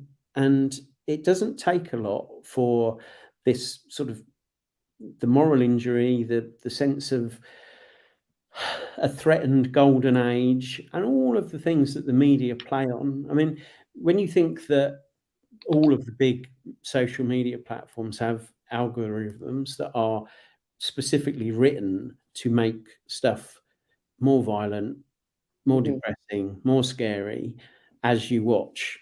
mhm. I mean, what kind of world is that to live in? And the fact that it's misery that sells, that takes us straight to the matrix, really, doesn't it? Yeah. Well, and I think and that's the nice thing and the bad thing about the algorithms, because I know for me, once I got sober, I created a new account. So Right. everything changed, right? So my algorithms are all different. Yeah. So for me, and because of the community that we have, I am quite lucky. I don't see a lot of this stuff Yeah. because I've chosen a different path. Yeah. Um, so, um, so for somebody who like, when you talk about talking about it more, like how what are your ideas on how to talk about it more, like the mental health and the PTSD? Like, do you have ideas that you yourself, like, how you would like to see it spoken about more? Yes. I mean, the main mission for me with Desired State at the moment is to mentor conscious awareness, Hmm. because when we are fully conscious and aware, we are much more attuned to the things that are impacting on us. Hmm. And yeah, I sometimes joke that NLP is like a grown-up version of the law of attraction, because you set your mind on what it is that you want to achieve and you manifest it, but you also take action steps to make sure that what you want is coming your way. And a little bit like becoming sober, first of all, you have to acknowledge that there's a problem and Hmm. then address it and Hmm. be prepared to talk about it. And one of the hardest things sometimes, if you can witness somebody who is clearly struggling, is finding a way to open that conversation.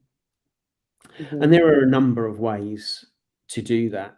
And one of the simplest is to recognize and mirror for that person. I see this, and I've been having some thoughts along that way myself. what's your experience?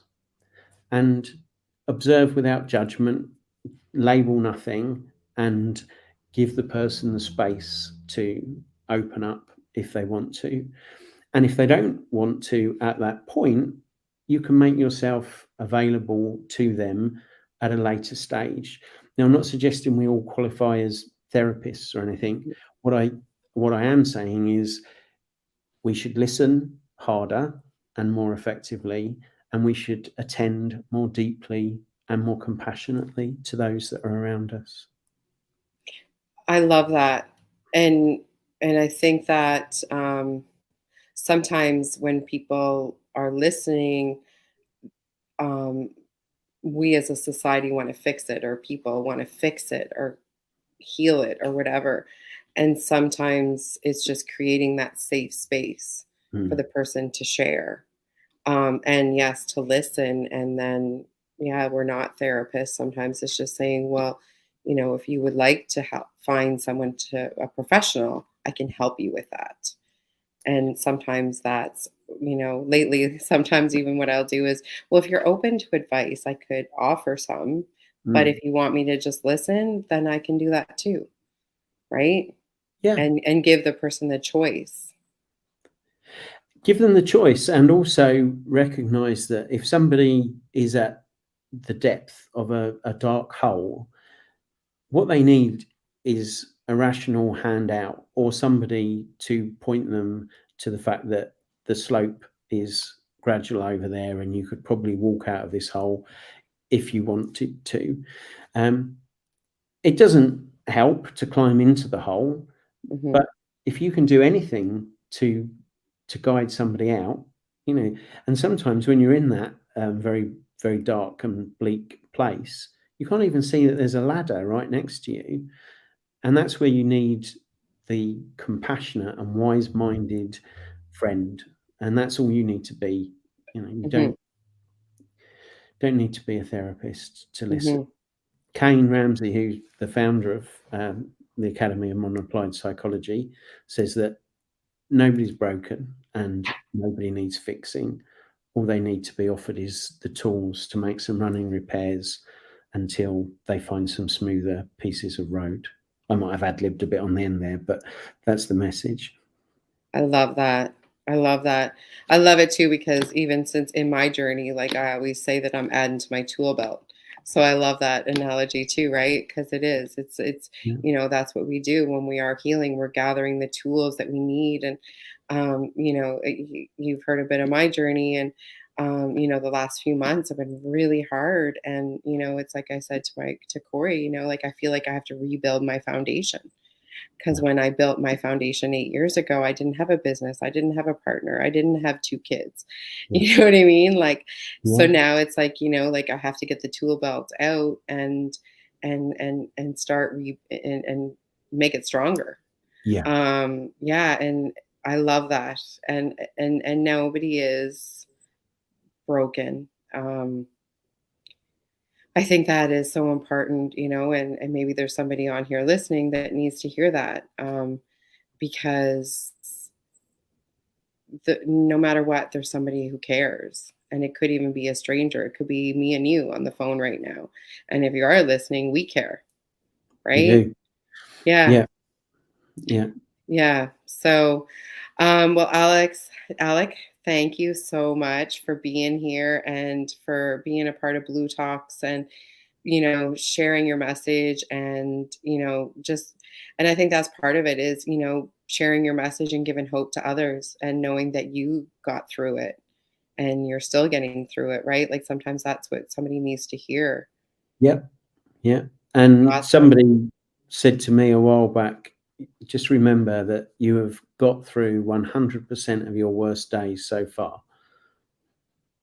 Yeah, for sure. There's always a little bit of light. So, and if anyone on here is listening and they can be that, light that you were talking about, to show them the ladder. But yeah, their mental health it's a journey, that's for sure. It is. Well, thank you for giving me a space. Thank you so much.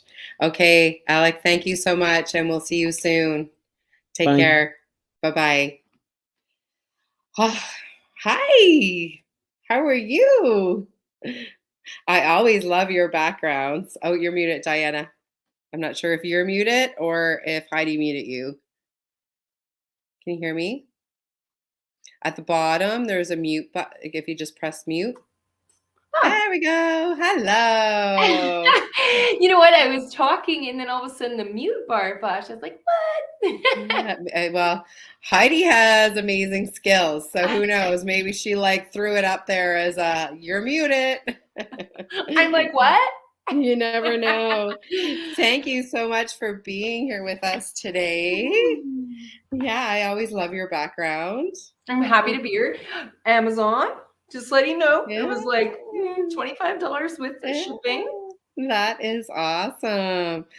So you are in book 7, and you also have a new book out yourself, right? I Is that do. available? The Book of Yeah. Life. Yes, Just that waiting is for the link. amazing. Oh, you're just waiting for the link. Okay, so it's Yeah. not available as of yet.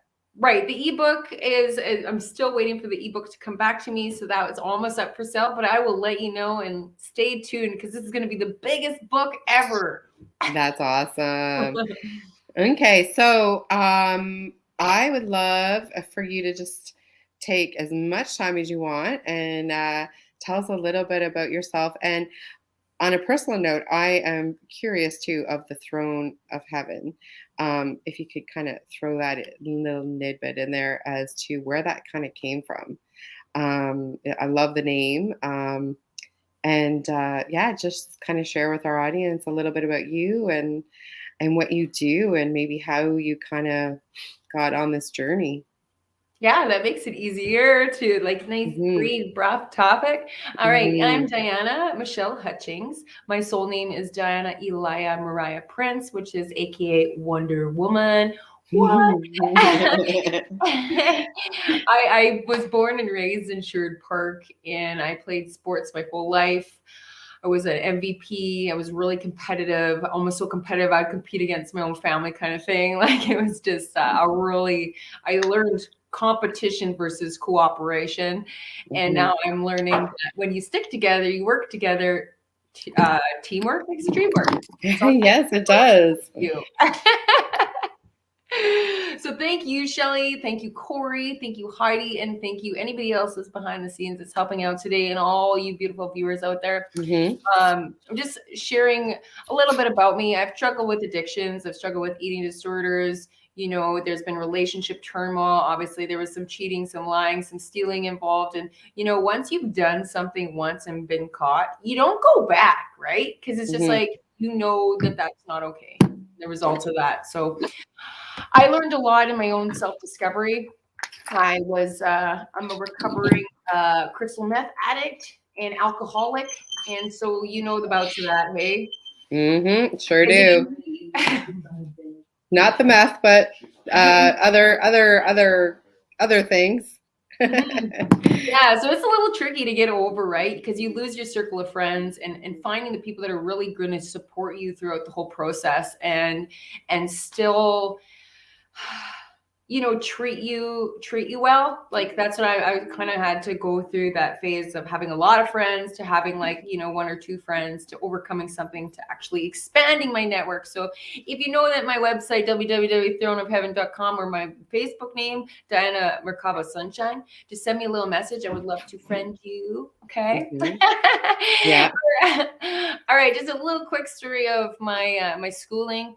I have a Bachelor of Arts in Education. I'm also a teacher. I was teaching for 10 years. I absolutely adore kids. Like you got a couple, right? Aw, they're so a 5-year-old and a 2-year-old. Yeah. And how are they doing? They're both sick. So yeah, it's been interesting because of the fact that you know, school started up again and AJ is new to daycare. So he had a sitter before come to the house a couple of days a week. So now he's at daycare and so yeah, the viruses are kind of floating around here. So yeah, that's Same things happen over here, and it's just Mhm. like, you know, they stop labeling it as this and that. But yeah, Yeah. the whole transition of routines can be tough on kids, and I just Yeah. hope to God, sending them good juju, good vibes, Thank that you. they'll get through this. Sometimes it takes a week, sometimes it takes 3 to actually get adjusted to the new environment, right? Yeah, well, and that's the thing. It's been 2 weeks. So, yeah, and I'm sorry. I'm kind of there's the one son was picked up, so and Mamie's just coming here with him. So, um, but I do want to, if you don't mind, backtrack a little bit on where you were talking. So the friends, the lost friends. So in recovery, we talk about the people, places, and things. Mhm. But I do have a question. So, um, you talk about losing the friends and less people, but were they really friends? Well, here's the thing. That's the thing. But when you're in high school, when you're in school, you're a close knit group, right? You're a clique, or you're working. You're with Mhm. certain people, and as you slowly get older, which right after high school, right after I broke up with my first boyfriend, who I lost my virginity to, actually I didn't know, I was really young. I was just in high school, like just out of high school, and I got pregnant, and so I had an abortion. I didn't realize there was a soul involved. I didn't even know consciousness. There was like a lady, she was doing pop art, blow art, and she had straws, and you grabbed like dabs of watercolors, and then you blow it, and she drew a face, and then she blew the mind of the face. And I'm like, oh my God, that was like my mind on consciousness when my house burned down too. So there were so many events that poured up to that. But like after high school, you don't really stay connected with those types of people. But it was just like they kind of shed away, and you evolve to a new Yeah. group of friends. So that's kind of what happened. Okay. Okay. So it wasn't the drug friends that you were referring to. Like Yeah, well, obviously those, because you don't want to hang out with them when Yeah. you're sober and you're like Mhm. you're like on your like sobriety, and you like got your phone tab, and you're like, okay, well, it's been like 365 days. I'm doing fucking awesome. I feel great. I'm so glad I don't do that anymore. And these guys are still doing this, doing that, doing that. And I'm just like, well, on to bigger, better things, right?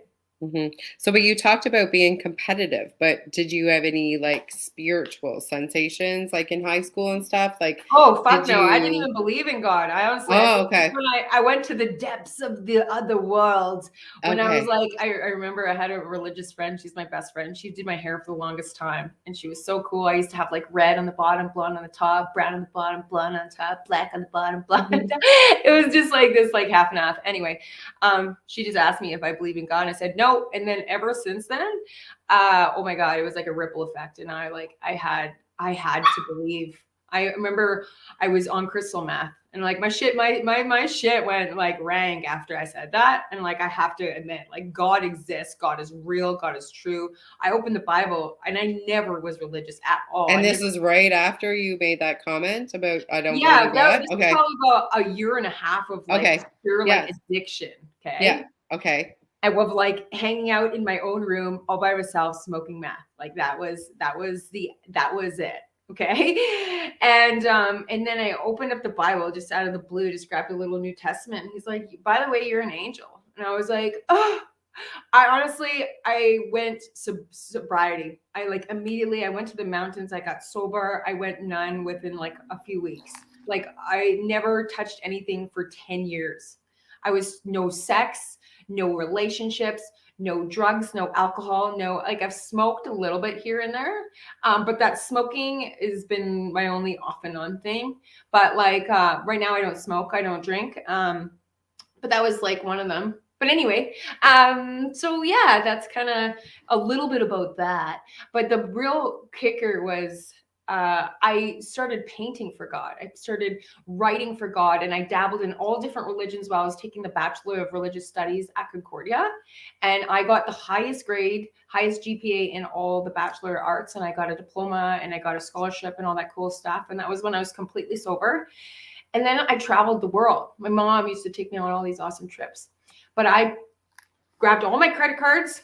I booked a trip all by myself. I went to, and I painted the 7 seals of God, put architects like Stonehenge, Eiffel Tower, Pyramids of Giza, Diana of Ephesus in Greece, the China Wall, the 12 Apostles Rock. Anyway, I tried to travel to all those places. I did an around the world trip. Have you seen the movie Jackie Chan, Around the World in 60 Days? Okay, so I went around the world in like 43 days. Wow. And it was like $30,000 and it was amazing. And I hand delivered these scrolls. And then when I got back, I got this job teaching up north. Oh, sorry, backtrack. What do you mean? Okay, so you paint. What do you mean you hand delivered the scrolls? You painted the plate. Can you back up? Yeah. So I'll show you. I'm a painter. I'm an artist. I just this is one of my visions. This is one of my paintings. Awesome. So I have what's going on here?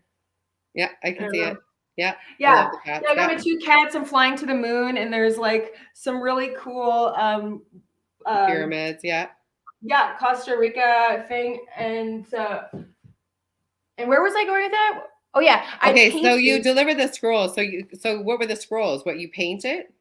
Yeah, they were on poster paper. I rolled them up into a scroll and I hand delivered them to most of those places, except for Machu Picchu, Beijing Wall, and the 12 Apostles Rock, which is the 5th, 6th, and 7th soul of the revelation of the Bible.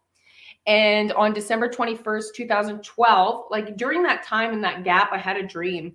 And my dream was that there was a big mushroom cloud. I was in a red truck and there was a mattress-sized Holy Bible and a mattress-sized Holy Quran. And in front of me, there was a big, huge explosion. It looked like an A-bomb if I've ever seen one. Mm-hmm. And then ever since that time, I would carry my backpack and I went to get an English Holy Quran, which is the Muslim Bible, and the Holy Bible. And I would carry it and I would do bibliomancy where I would like knock on the book. I would read it, and I would write like everything that comes to mind. But then I realized over a period of time after the consciousness shifted when our house burned down the day the world was supposed to end on December 21st, 2012. And like right then, it was like my mind was blown. I lost everything I owed, everything I owned, except for one bag of clothes that I took off to Hinton, and I actually got down on a knee to my ex-fiance and I asked him to marry me out of like vulnerability, out of like, oh my God, this got to be the end of the world. What's going to happen? Like seriously, I lost everything.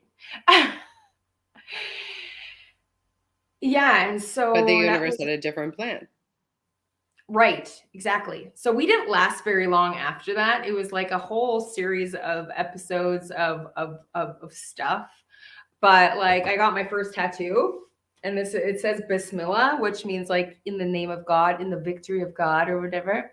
And I turned the other cheek because she got it on her foot and then I got it and then she ran off with him. And I was like, okay, what kind of story is this? Am I the author of my own story? Like what the fuck? Come on. But so then where did Throne of Heaven come from? Okay, I'm going to get there. Okay. So the book with the Holy Quran and the Holy Bible. So I carried that around and I would write. And then all of a sudden throughout like the end of our relationship between me and him, I was creating a 365-day book. It was called The Throne of Heaven at the time. And I would sit on my high stool and I would write only the good news with positive affirmations, gratitude, and all the good stuff, right?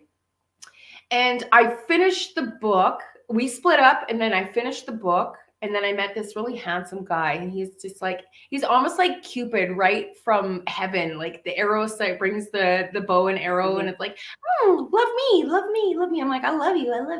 Like, you know what I mean? It was just like one of those relationships that like got you out of that shit relationship.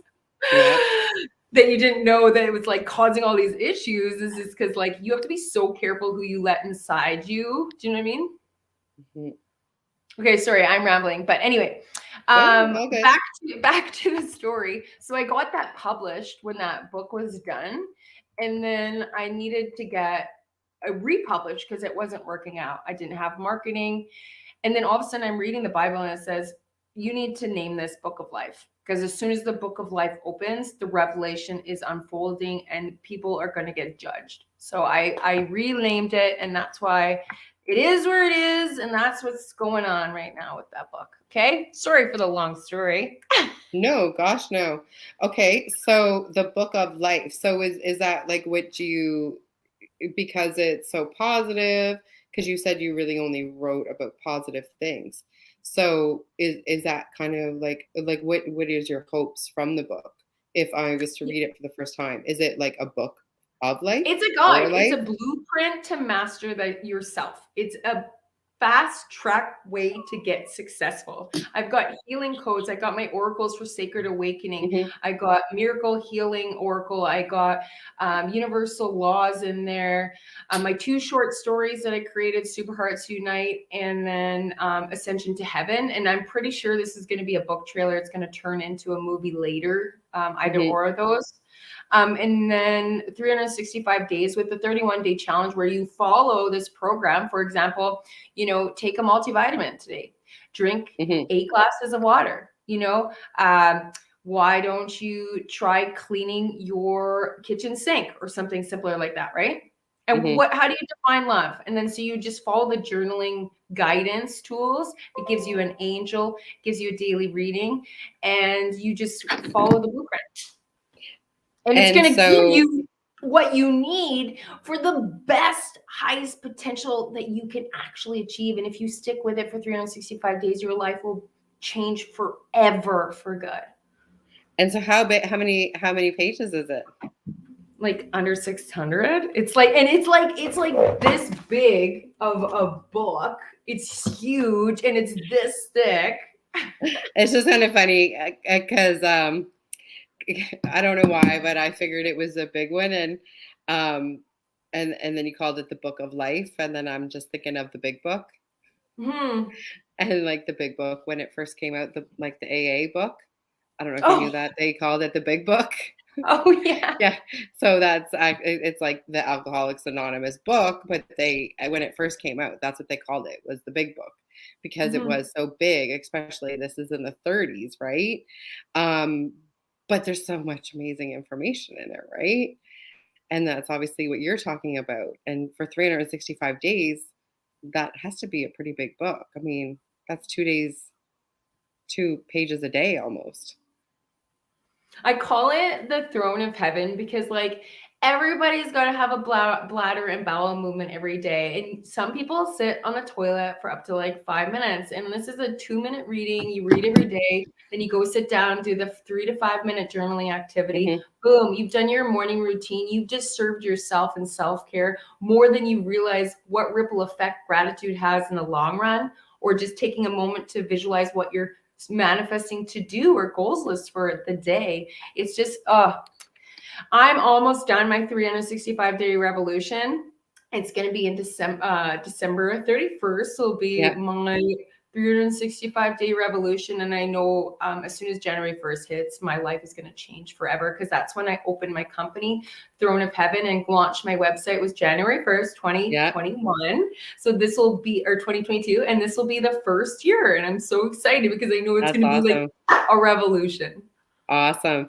And so I was lucky enough to have an Akashic reading from you, and it was Mm. amazing.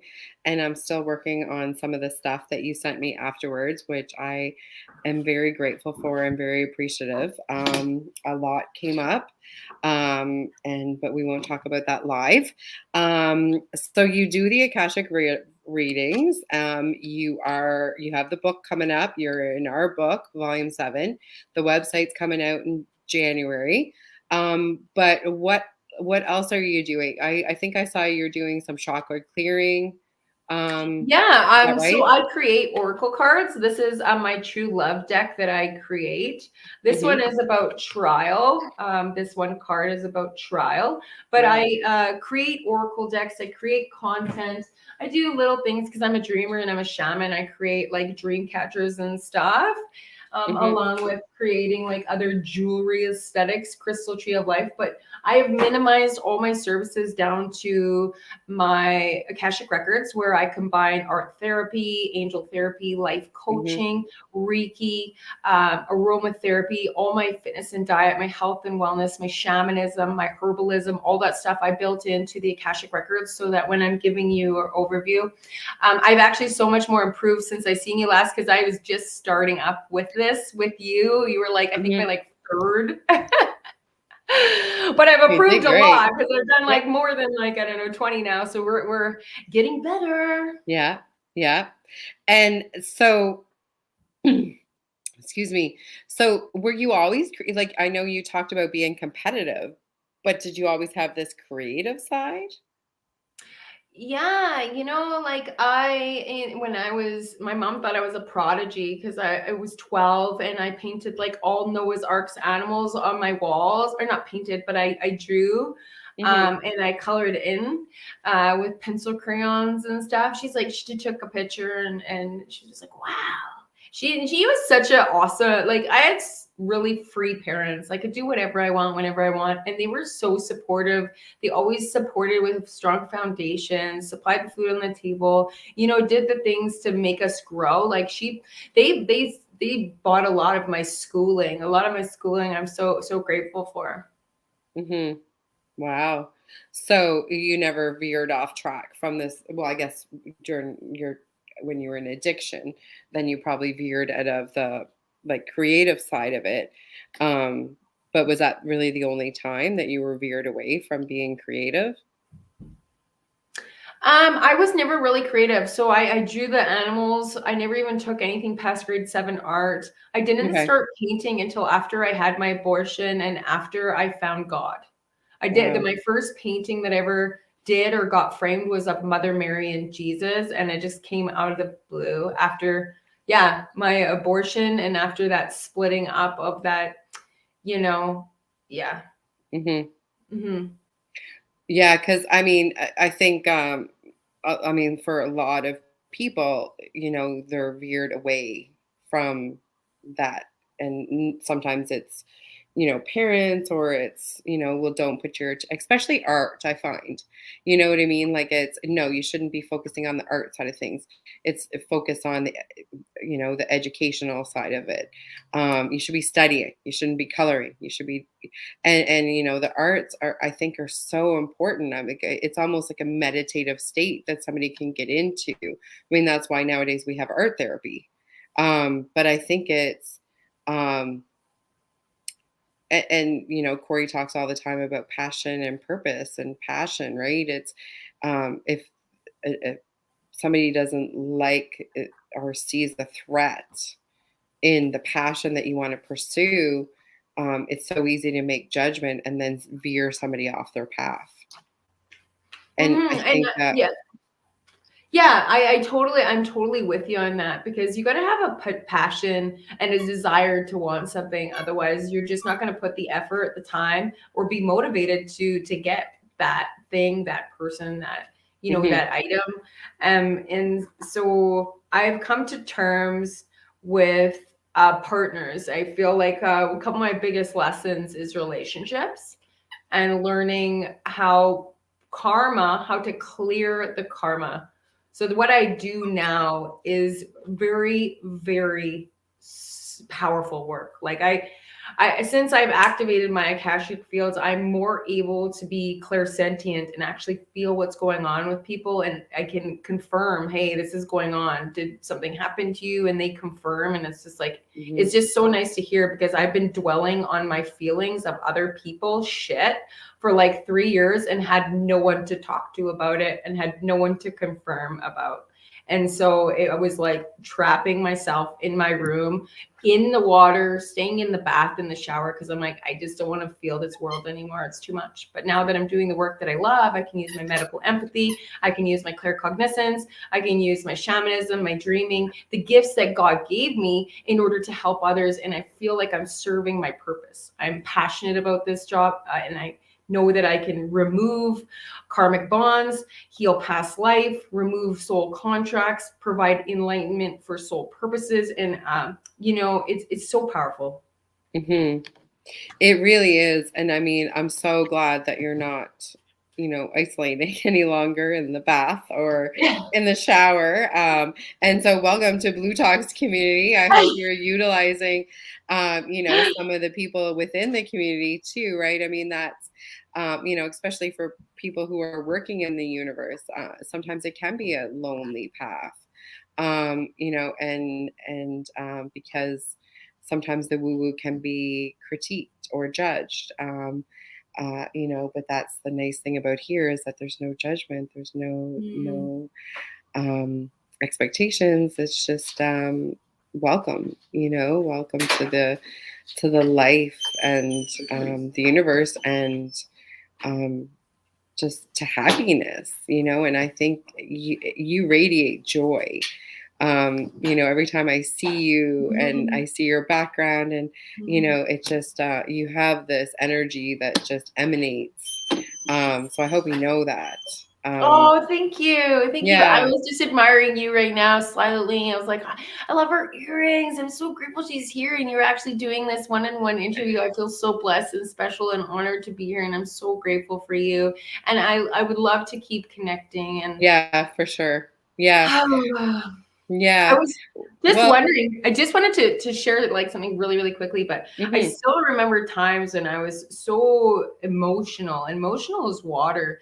And I would cry in the shower because no one could hear me or see me. And I would sit in the shower and allow the shower to cover over me. And I would cry and I would just hold myself. But then I'm now out of the emotional baggage of that, and I'm into something better, and I called on what I wanted. You just got to ask. I'm like, okay, universe, I am asking you for cash money. Not one time have I ever asked that except for my mom and dad money tree. I'm like, mommy tree, money tree, okay, help me. But like I asked for it and it's like coming. Clients are coming, like relationships are coming, and these are the ones that I want to attract. It's like soul clients, and I just wanted to share that to me. Well, and I think that's key, to what you said, right? Is the soul clients, and especially in what we do too is getting those clients that come to us for the right reasons. And I don't know why this just popped into my head is you always seem so happy. I really am. I have like 62 fairies I work with. You can't help but be happy because they buzz around you like little light fireflies, and they're filled with this like yellow, orange, gold, white confidence. And I'm so grateful for them and all my. I was told through Roz, Roz, right? Mm-hmm. Yeah, she's like, I'm tapping into your energy. Also, another friend said this too, but she's like, I'm tapping into your energy. You're so full of joy. And then Kelly, who's also a medium, and she's a beautiful healer. She's like, you have a whole bunch of these little dragonflies around. And I'm like, that explains the upliftment. That explains my high spirits all the time. It explains my joy. It's because of all my little helpers that help me. Like, I'm not by myself ever because I have so many little light beings, elementals, fairies, angels. I work with 100 angels. Mm-hmm. That's amazing. And so when you were experienced the time in the bath and stuff, did you not have those fairies? I do, but again, that's 3 years of feeling shit that I didn't ask for. Like I could go into crowds and I could feel exactly what's going on with people, and sometimes I take on those symptoms inside my body, and it actually dwells and gets stuck there if I don't go release it right away. And I have to release it because I can get emotions, physical, mental, and spiritual attachments. But now I've learned how to cut, sever, and clear those ties through Akashic records and through some of the tools I have, so I don't have to do that again. Okay, so that is the huge answer. Overcome Is the tools that you utilized, which it kind of is based upon energy, like you were picking up the other people's like energy and then how to release that energy.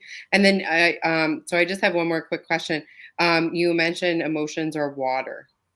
What do you mean by that? If you notice you're getting really emotional, I'm telling you, if you catch yourself in a negative pattern, negative condition, or negative energy, the first thing you do is go jump in the shower. You put it to cold, which zaps your negative energy. And then you just for 10 seconds, a fraction of seconds, right? And then you turn it and crank it to hot. So your energy and aura expand outward like this tapestry in a positive energy. If you don't have that, Because water is flexible, we can actually command it to do things. My favorite self-care routine is a quarter cup of Epsom salts, a teaspoon of baking soda, my gratitude list that I turn my goals into gratitude like I already have them, and I reread that one line 3 times each time. I sit in there, I read the whole page. It takes me about 10 minutes, and then I'll breathe underwater. It's oxygen level test. And I'll breathe underwater. I'll hold it for 60 seconds, and I'll do that about 5 times. And this is my new self-care routine, and it's been so powerful, like huge energy. I can feel the cells inside my body actually replicate healthy cells. Wow. And that's the water amazing. too. You can activate your water. You can hold your glass. Do you have a drink right now? Yeah. Yeah, you can hold your glass. Let's activate it. I'll say an ISIS, light language ISIS blessing, and then I know that I gotta go. So. Rale adavara me tadose a verikle ratada sora me katada ia o verikle mia todasa. God bless. Namaste. Namaste. Thank you so much, Diana, for being here and being a part of this journey. And I hope to see you again soon. Wow, I feel so much heat rising off that blessing. I'm not even kidding you. Okay, thank you so much. That's awesome. Okay. Yes. Okay, take care. See you. Okay, everyone. So I guess that is going to be a wrap for the day. Our last guest is a mother like myself, and was just having kind of a mother day, and had some chaos with the kids, which I can relate to. So I'm going to sign off so I can get home to AJ, our youngest, Elijah, who is not feeling his best today. So I'm going to go home and give him some snuggles. So I thank you all for joining us. Tomorrow we are going to be here from 12 until 2. So tomorrow will just be 2 hours. And I hope you can join us tomorrow, and I'll be posting a video probably within the next half hour or so, which will have a list of all of our speakers and the times. So thank you, everyone, and have a great afternoon or evening or morning, wherever you might be. Take care from the Blue Talks family. See you.